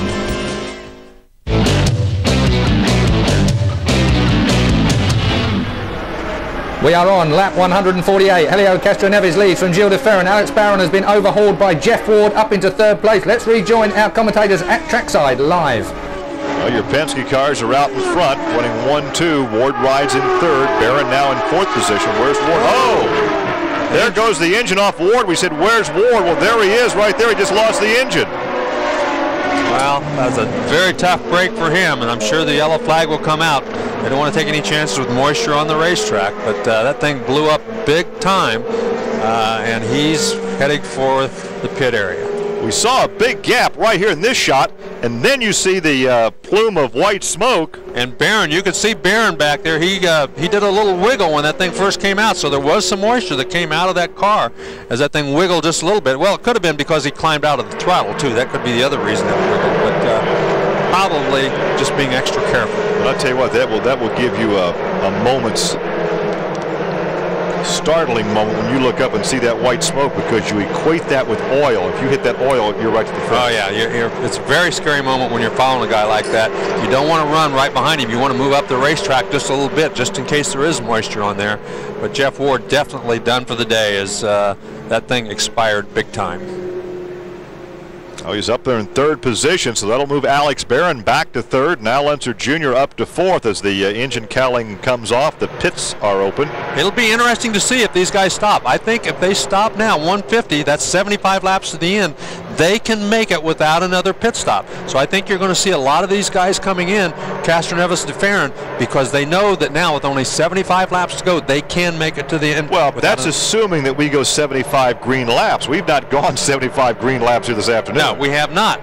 But if they do come in now, Giafone will not come in because he's going to stay out there and gamble that he can keep the lead and without another pit stop. So it's going to be interesting if they come in. It's really a great opportunity for the Penskes and the guys who have not made their pit stop because they'll have a chance to go back after Giafone and pass him on the racetrack. Look at Sam Hornish as you long shot down pit lane, and the Pennzoil Panther crew going to work on the defending IRL champion.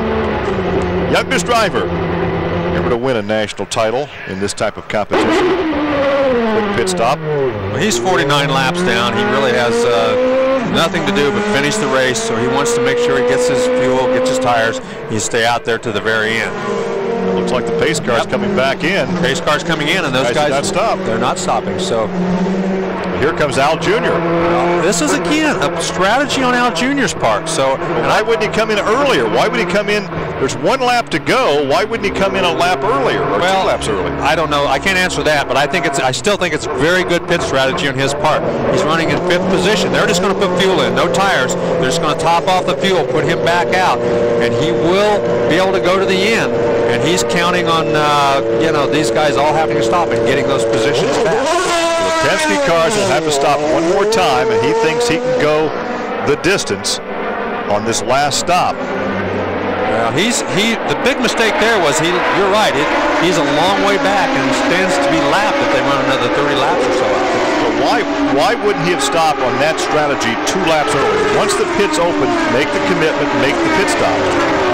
I'm not sure about that, but because they were picking up speed on that last lap. Absolutely, he's a long way back. Look at Eddie Cheever now. He's going to make a move. Nope, he thinks better of it. See, he had a terrible luck or whatever. You can call some of it luck, some of it you can call bad decisions. But either way, they have torn up a lot of race cars so far this year. That crew's working 24 hours a day to keep race cars under these guys between Scheckter and Cheever. And of course, the big one coming up in just a month. Cheever running very well out there. He had a little run on Alex Barron a couple of laps ago. This time he does not. We can see moisture on the camera again, so perhaps the moisture is starting to come down just a little bit again. Cheever, a 5-time winner in IRL competition. He is kind of a senior statesman now. Has become kind of a very articulate spokesperson for the IRL. He's very articulate. He's very smart. He sometimes talks way more than he should, but that's still just the way. It's just Eddie Cheever, and he's a great guy for this sport because he is so outspoken, and he'll tell you exactly what he thinks. He's a great interviewer. I mean, he's not going to couch what he has to say. If he has something, he's going to tell you. He's going to answer your questions. Right. If he thinks you're a dirtbag, he's going to tell you you're a dirtbag. Is that a term that they understand in Europe? I don't know what they use. He, quite frankly, wanted Al Unser Jr., for an example, to be his teammate. Yes. And there were some other influences there that brought Thomas in. But I think he's smart enough to realize that Thomas has a lot longer career in front of him than what Al Jr. would have. Yeah, I think he wanted, he wanted experience, but he also wanted a good young driver that he could train. I think he has a great prospect in his Cheever.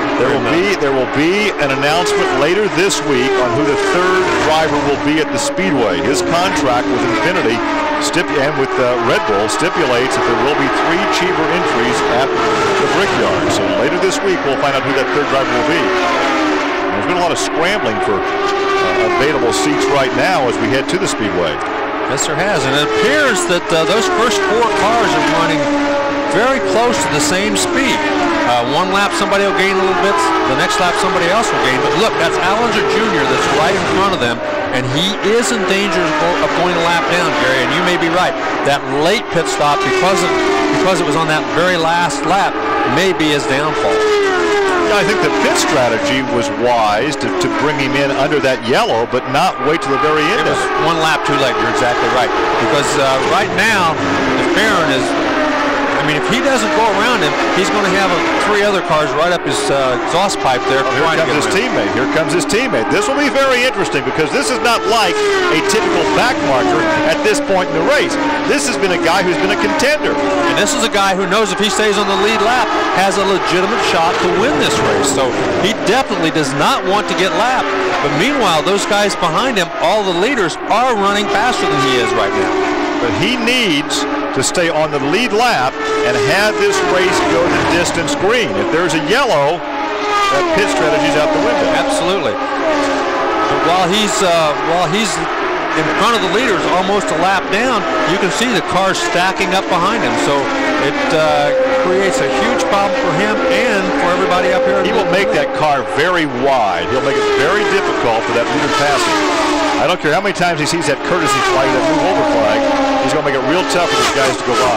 Well, move over doesn't mean that you have to get out of the way. It only is there to tell you that there's a faster car approaching you, and it's a courtesy flag, not a move over flag. There was an occasion back in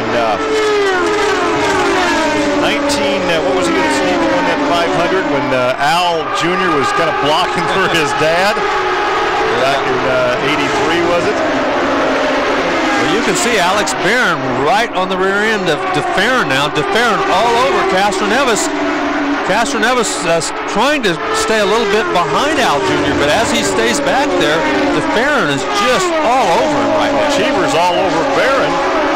Yeah, and the cars behind him are all gaining. Lazzaro and Boat, Dare all gaining on this lead pack. So definitely Alonso Jr. has slowed everybody up. What else have we to look forward to in this event? I mean, we've had a little bit of everything. We have had just about everything that you can imagine. And look at this. Now we've got about the first 7 cars all just nose to tail. Well, and once the leader gets by Al, if he does, it'll be difficult for second place to go by, and the leader can pull away and open up a gap. Yeah, it's all going to be, it's very, very critical. Lap traffic is so critical here at this particular speedway. You can see Eddie Cheever in that blue car back there. He's trying to run on the outside. Now he's got to run Al Jr. He's going to get by him. So he got a great run off of turn number 2 and went on by him. Now Al Jr. is going to move out. Oh, Barron tried to make it by. Yeah, everybody's going to go by now. Al Jr.'s lap down. He has nothing. Oops. Well, Cheever did not. Cheever did not. He had to get out of the throttle. He's going to lose a lot of ground.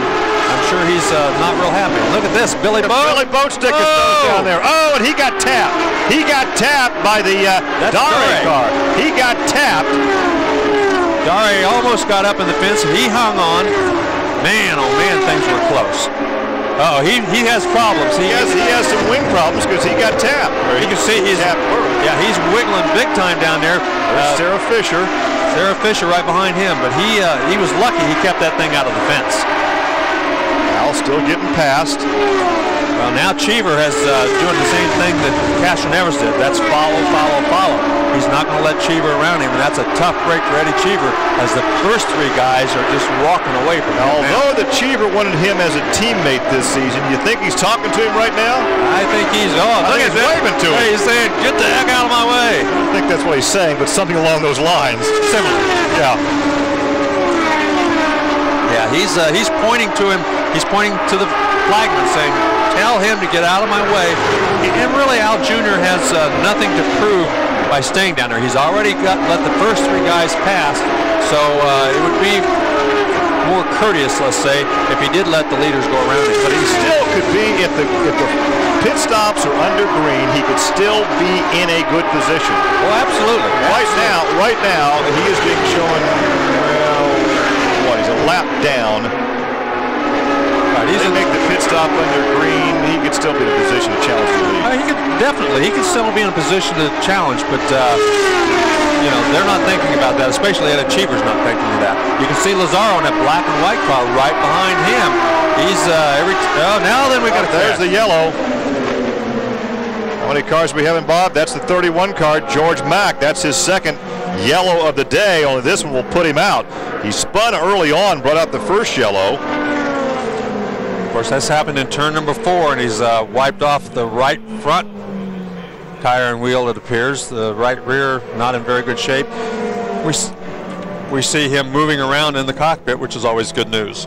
So we have 50 laps to go. We're under our 6th, make that 7th yellow of the afternoon. George Mack is okay. There you see him moving in the cockpit, talking to the emergency crew. The pits are closed right now, so kind of so much for pit strategy regarding Al Unser Jr. Yeah, it's going to be a moot point because he's not going to probably get that lap back. He might get it back. He could have stayed out there, right? Stayed out in front till this yellow came out. Yeah, he would have been in good shape, but probably not going to do him much good now.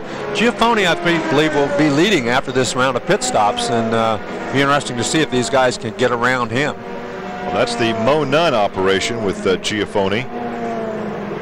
You can see the extensive damage to the right side of that car. This is a tough, well, it's a tough time anytime you crash a car, but leading into the biggest race of the year. It looks like they are taking somebody to the hospital in the helicopter, so it was probably be either Scheckter or Jacques Lazier, one of those two in that. So we'll find out as quickly as we can. We'll see if we can go down for a possible report from the infield hospital area. We saw a glimpse of Gary Gerald trying to get some more information on who was airlifted. We're being told now that both Scheckter and Lazier are in the helicopter. They're both awake and alert, but being transferred to the hospital for observation. That comes from Dr. Henry Bach, the medical director for the Indy Racing League. Interesting that you would have a crash like that, and the guys will argue over whose fault it is, and now they're taking a ride together to the hospital. Yeah, very, very good news, though, that they're both awake and alert. We did hear that they had neck braces on, so maybe just some fears that they're in the neck area.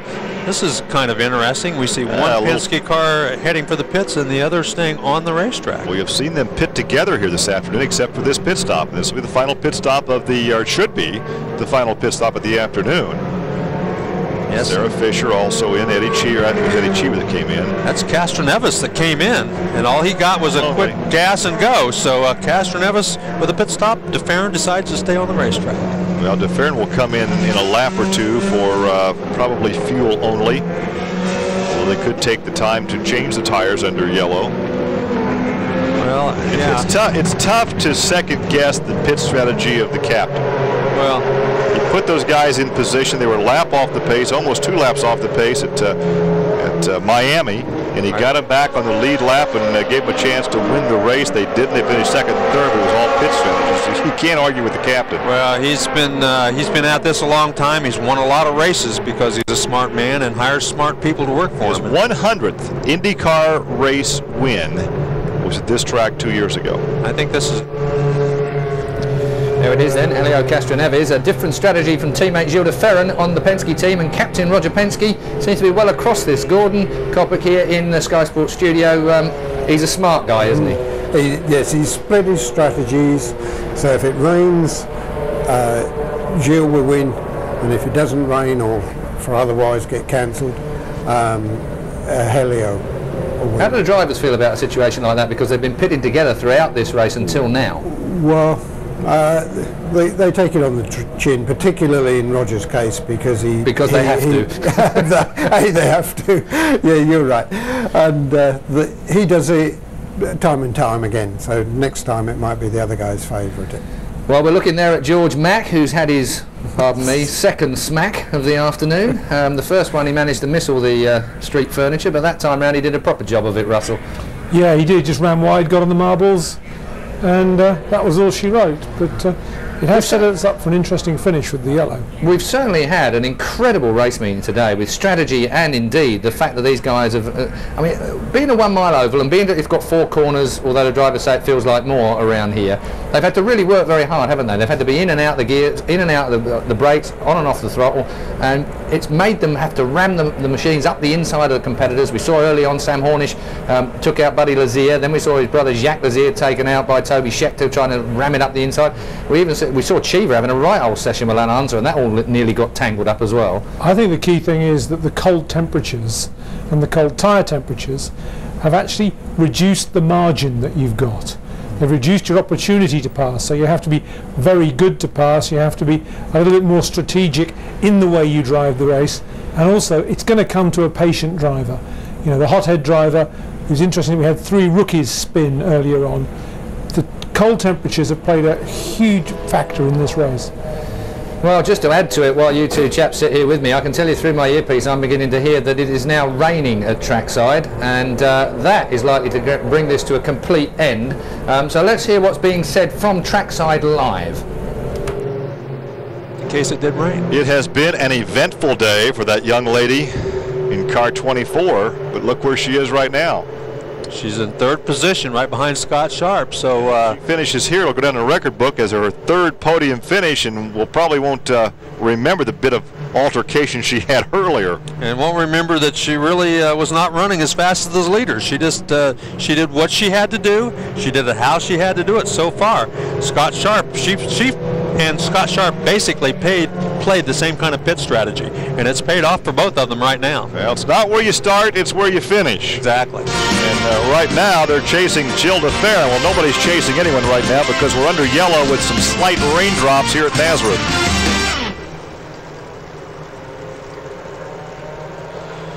Well, Jill DeFerrin stays out under this yellow, brought out by the crash of George Mack, his second yellow of the day.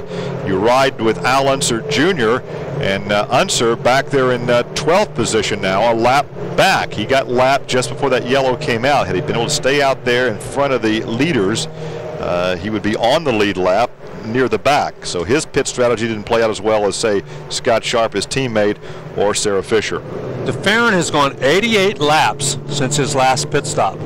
Now, under green flag conditions, under normal conditions, they can only run about 75 laps.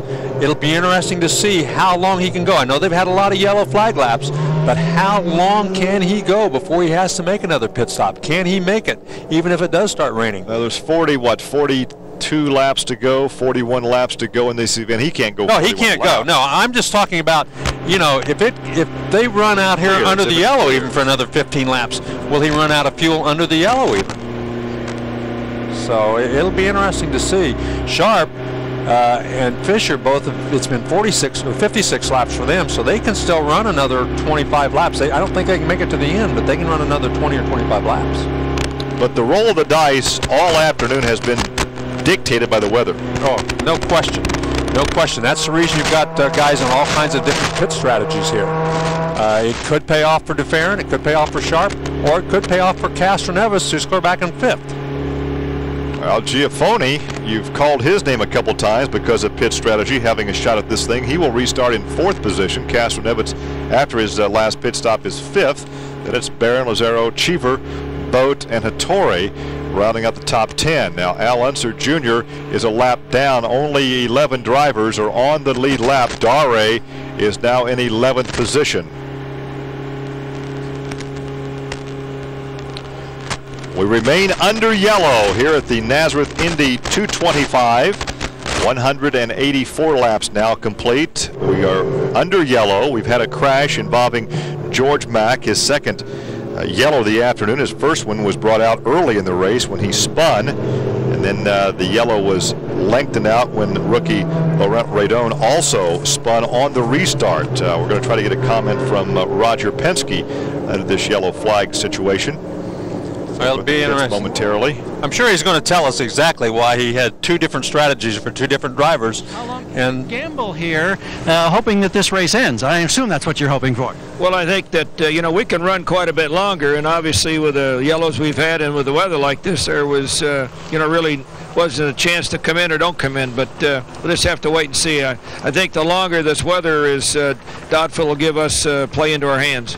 Can you lobby hard, or is that totally out of your hands? I don't think I can lobby over here.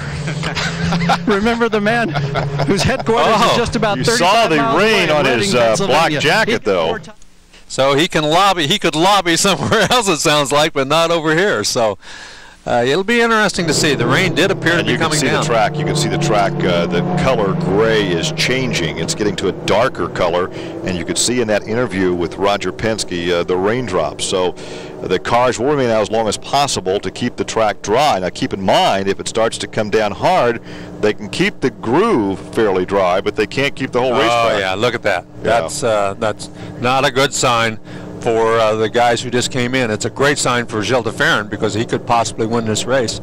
But Scott Sharp and Sarah Fisher are going to be the two big benefactors because they have played pit strategy to the extreme and could finish with podium finishes strictly on pit strategy alone. Well, Jill DeFerrin came into this race third place in the points. Sam Hornish with 141 coming in. Castro and Evans 115. DeFerrin 112. Jacques Lazier, who's out of the race on his way to the hospital in the helicopter, was in fourth. Salazar, who is out for the season after his practice crash last week at Indianapolis, was in fifth. So this point standings will really be scrambled after the day, with DeFerrin more than likely jumping up there and taking the lead.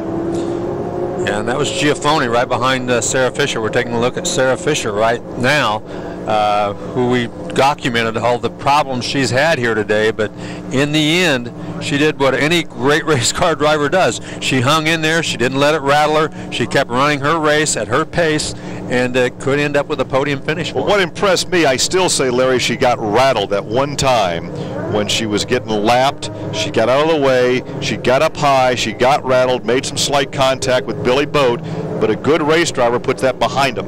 Yep, That's exactly what she did. Absolutely, she put it behind her. She came back. She, you know, you don't stay on the lead lap in any kind of racing unless you're running pretty doggone good. And she's run pretty good all day long and stayed on that lead lap, and it could pay off for her big time. 188 laps are now complete. And the question is just how long will they let these cars run with the rain falling?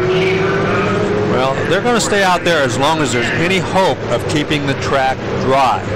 As soon as Brian Barnhart decides, you can see right there that groove down there is still fairly dry, and it doesn't, you can see it's a little bit wet. It's a very good shot right there. You can see there's some moisture on it, but it's not wet yet. So there's a very good chance that they can stay out there and keep racing if the rain stops. That's a big if though at this point. Well, like I say, the groove is dry, but where do you pass that? You've got to have at least two grooves out there to race. Right. And you can see that from that shot, there is some moisture on Scott Sharp's windscreen, on his shield. Visor. Yeah.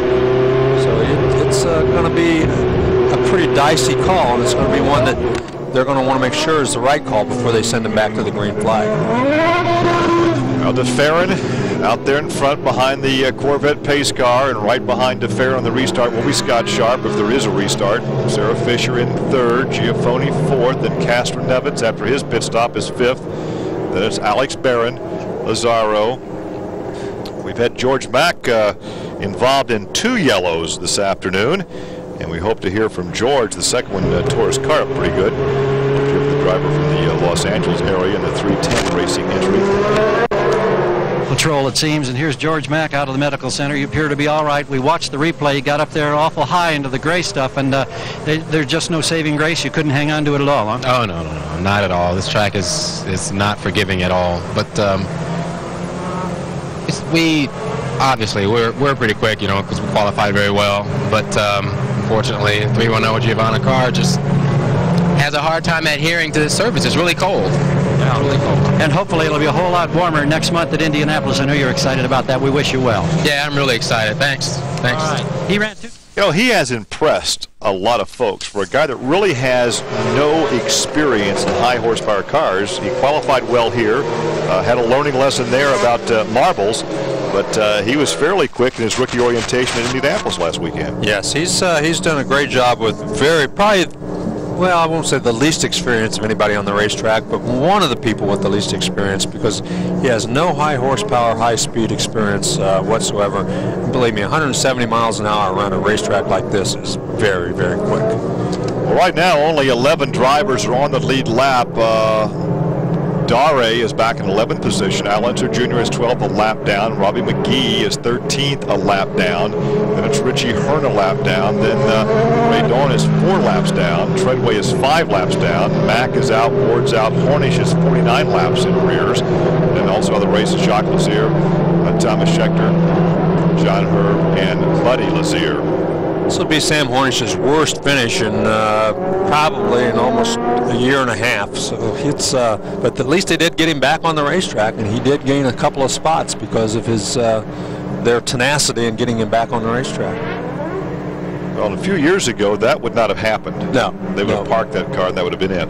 Right now, DeFerrin is going 96 laps, and under the yellow, I know they get very good fuel mileage, but still. Got to be on the edge. Boy, when you were talking about 75 laps, usually as the late pit window, you have to wonder how many laps can he go, even under yellow. This is what Roger was talking about. He would love to lobby for this race to end right now. Right. Because he knows this car is running dry. Yes. You know, can he go 5 laps, 10 laps? Hard to say. I mean, I'm sure Roger Penske and his crew have a lot better idea than we do.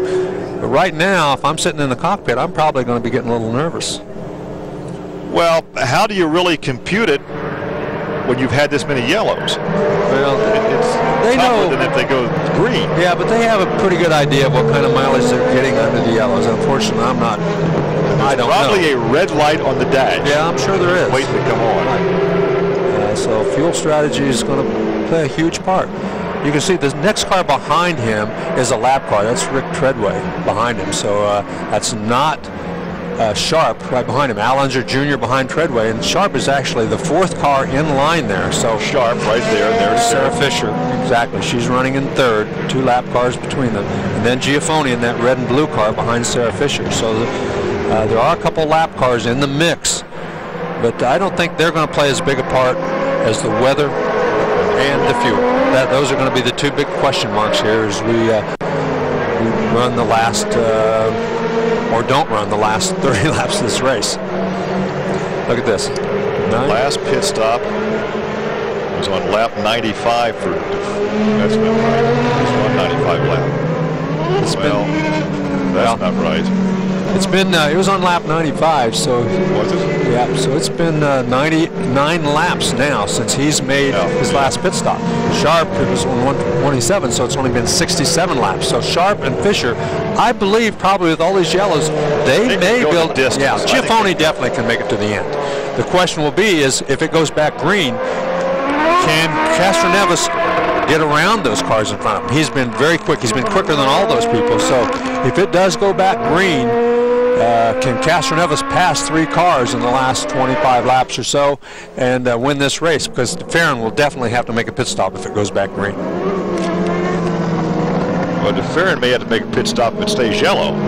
Well, depending on, if they try to how many laps we go here. If it continues at this pace, you're right.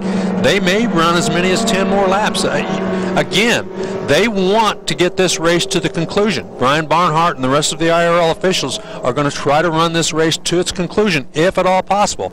And you can see him making some motions inside this cockpit. So also keep in mind, as they pick up the pace, the faster they run safely, the quicker they can drive the racetrack. It's creating more air disturbance around the car.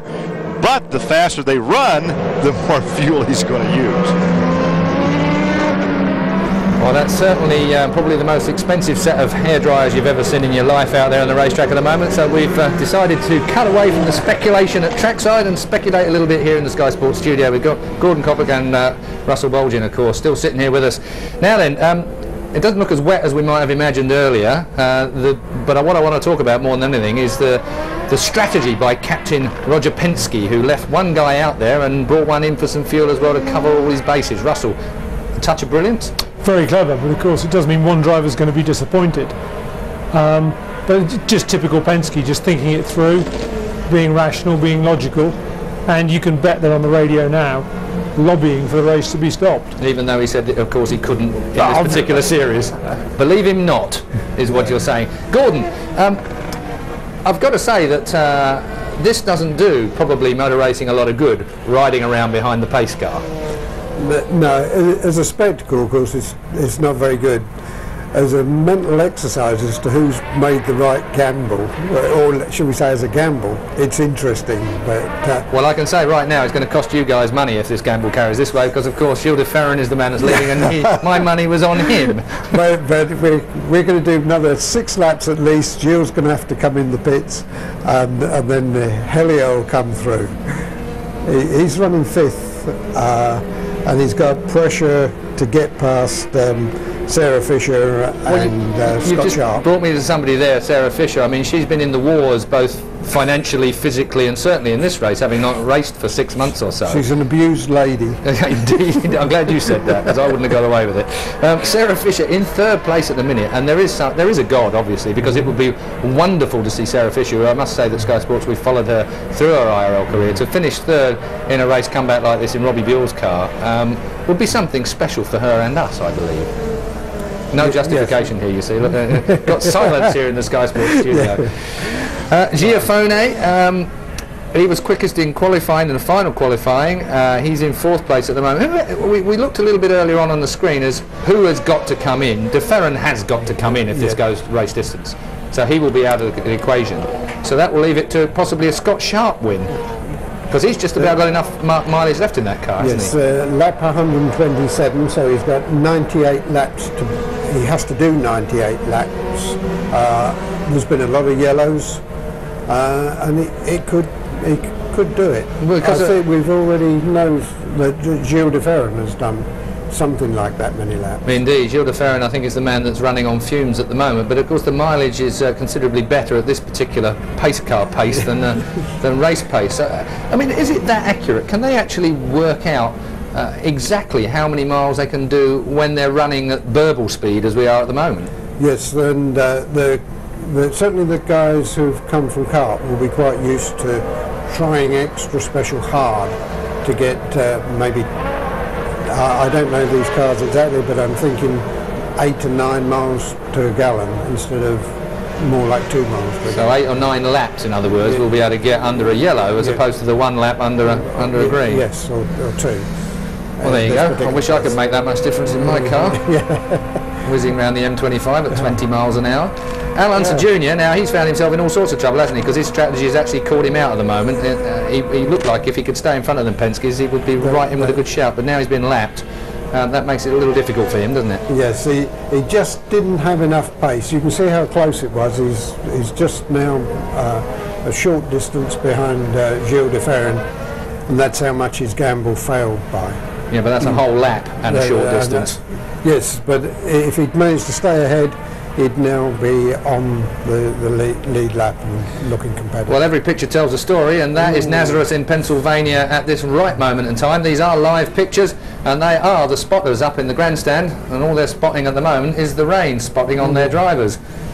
So while we wait for, well, the end of this, how long it will be, we'll keep you posted. These are live pictures. This is the Indy 225 from Nazareth, and this is round 4, and we are, well, we've got quite a few laps still to go, and hopefully we'll be under a green flag eventually. Now then, looking at what's going on there, looks like somebody's diving for pit lane. The pace car has gone down pit lane, so we are going to go to green, so let's rejoin our commentators live. He did stay out.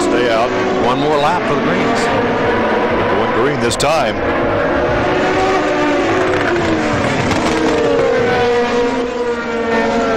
Al Unser Jr. running in 2nd position on the racetrack, but a lap down. The second position is the yellow car back there, Scott Sharp. Sarah Fisher, the 4th car on the screen, is the car actually running in 3rd. So Al Unser Jr., a major player, even though he's a lap down. He wants his lap back, and the yellow stays out. Yeah, the yellow. He looked to the inside ready to punch it. The yellow stayed out. That's right. He was ready to punch it and get back on that lead lap, but the yellow did stay out. So, but now if he should not get his lap back, he'll let Sharp get around him. But will he then play a little wide car for Sarah? And look at this. They sent Treadway right back out, and he's got right in the middle of things again. So, What is this? Now they're going to let him go to the back of the pack. I'm not sure what's going on with that move. Well, they may have just sent him on around. You're right. He goes to the back of the pack because that was not a good safe place for him to be on that restart. Very, very good move on Brian Barnhart's part to let him get out of that mix, because he pulled right back into the middle of the leaders, and not a good position to be in for a young driver. 20 laps to go. 20 laps to go. They're saying at the line, 1 lap to green. That would give us about 18 laps. And it's racing. A huge gamble on Penske's part. Now remember, on the restart, not only are the tires cold, but the racetrack is wet. Maybe not wet, but moist.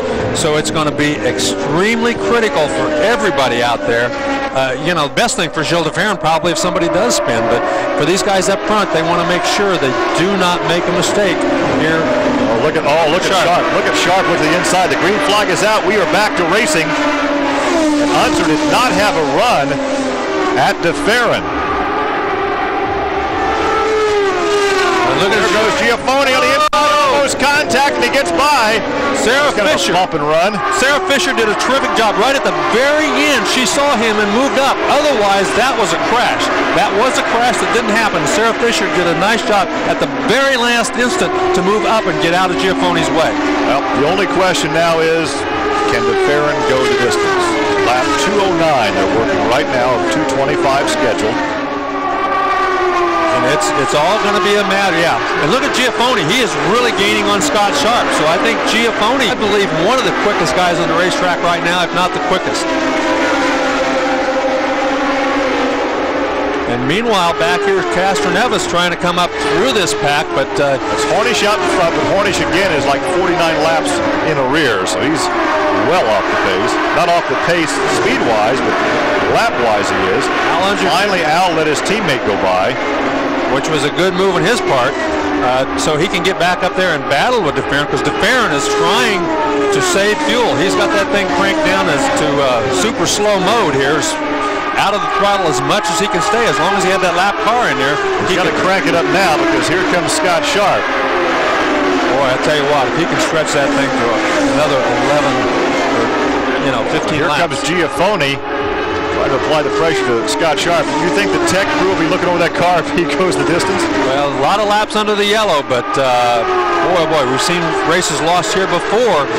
Eddie Cheever, I mentioned earlier, he ran out of fuel with about a lap and a half to go back in the mid-90s, 95, 96.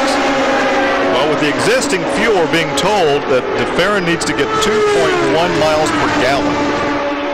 He should be able to do that. Well, at this racetrack, it's very possible. If they get up on his back end and start pressuring him, though, and he has to use the throttle a little more, it makes it a lot more difficult.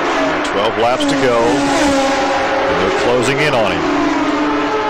Giafone closing in on Sharp, Sharp closing in on de Ferran. So at this point, Penske is going to gamble. That car has enough fuel to go to distance.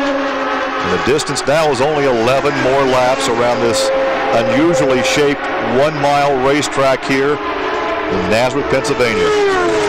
Wow, Castroneves probably out of the picture. It's going to be one of these three drivers right here. And I believe, I just don't know. de Ferran is going to be really stretching it to make it to the end, even with 2.1 miles a gallon.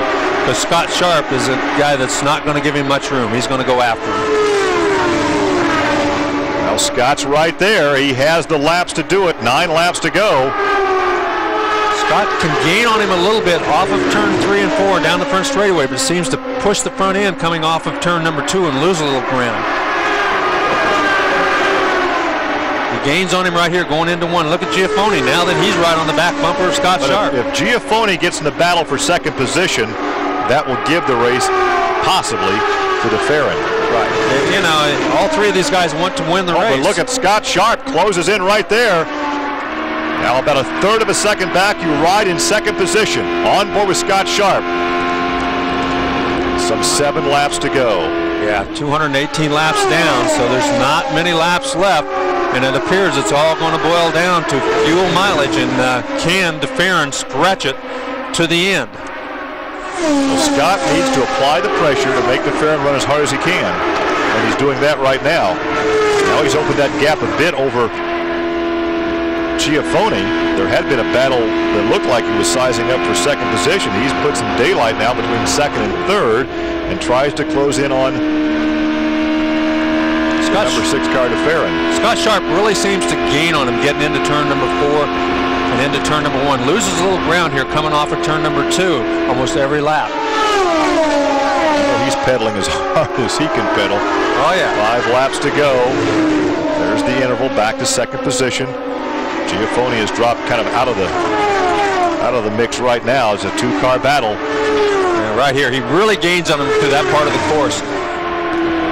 And right here he loses. Right in this section of the course, he loses everything he gains. And you can hear him burping the throttle there coming off of turn number 2. Now then he's going to gain he's back. going to gain. They're going to get some back marker traffic. That could be a factor. Lap traffic is going to be huge. To go if they catch it. That's Rick Treadway. And they are going to catch him before they get to the end of the race. So that could be the difference in the race if Rick Treadway causes any kind of problems to the Farron. Well, 3 laps to go. This is something I guess we haven't seen so far today, is the last lap interference by a slower car. Well, we've seen just about everything else happen, I'm telling you. But right there you can see DeFerrin. Oh, he's going to get down out of the way. Great gesture by Treadway. He said, I don't want anything to do with causing the winner or the loser of this race to come down and yell at me. White flag, 1 lap to go. Any other traffic to contend with? I don't think so. It looks like clear racetrack. 130 laps in one tank. Uh-oh, is he running out of fuel? He's running out of fuel. Yep, he's running out of fuel. The last lap to go. White flag. What did I say? We hadn't seen everything, had we? And Sharp is going to win this thing on pit strategy. Here comes Giaffoni in second, and Sarah's going to get a podium finish, is she? Or DeFerrin hangs on for third. Fisher takes fourth. Castro Nevis is in fifth.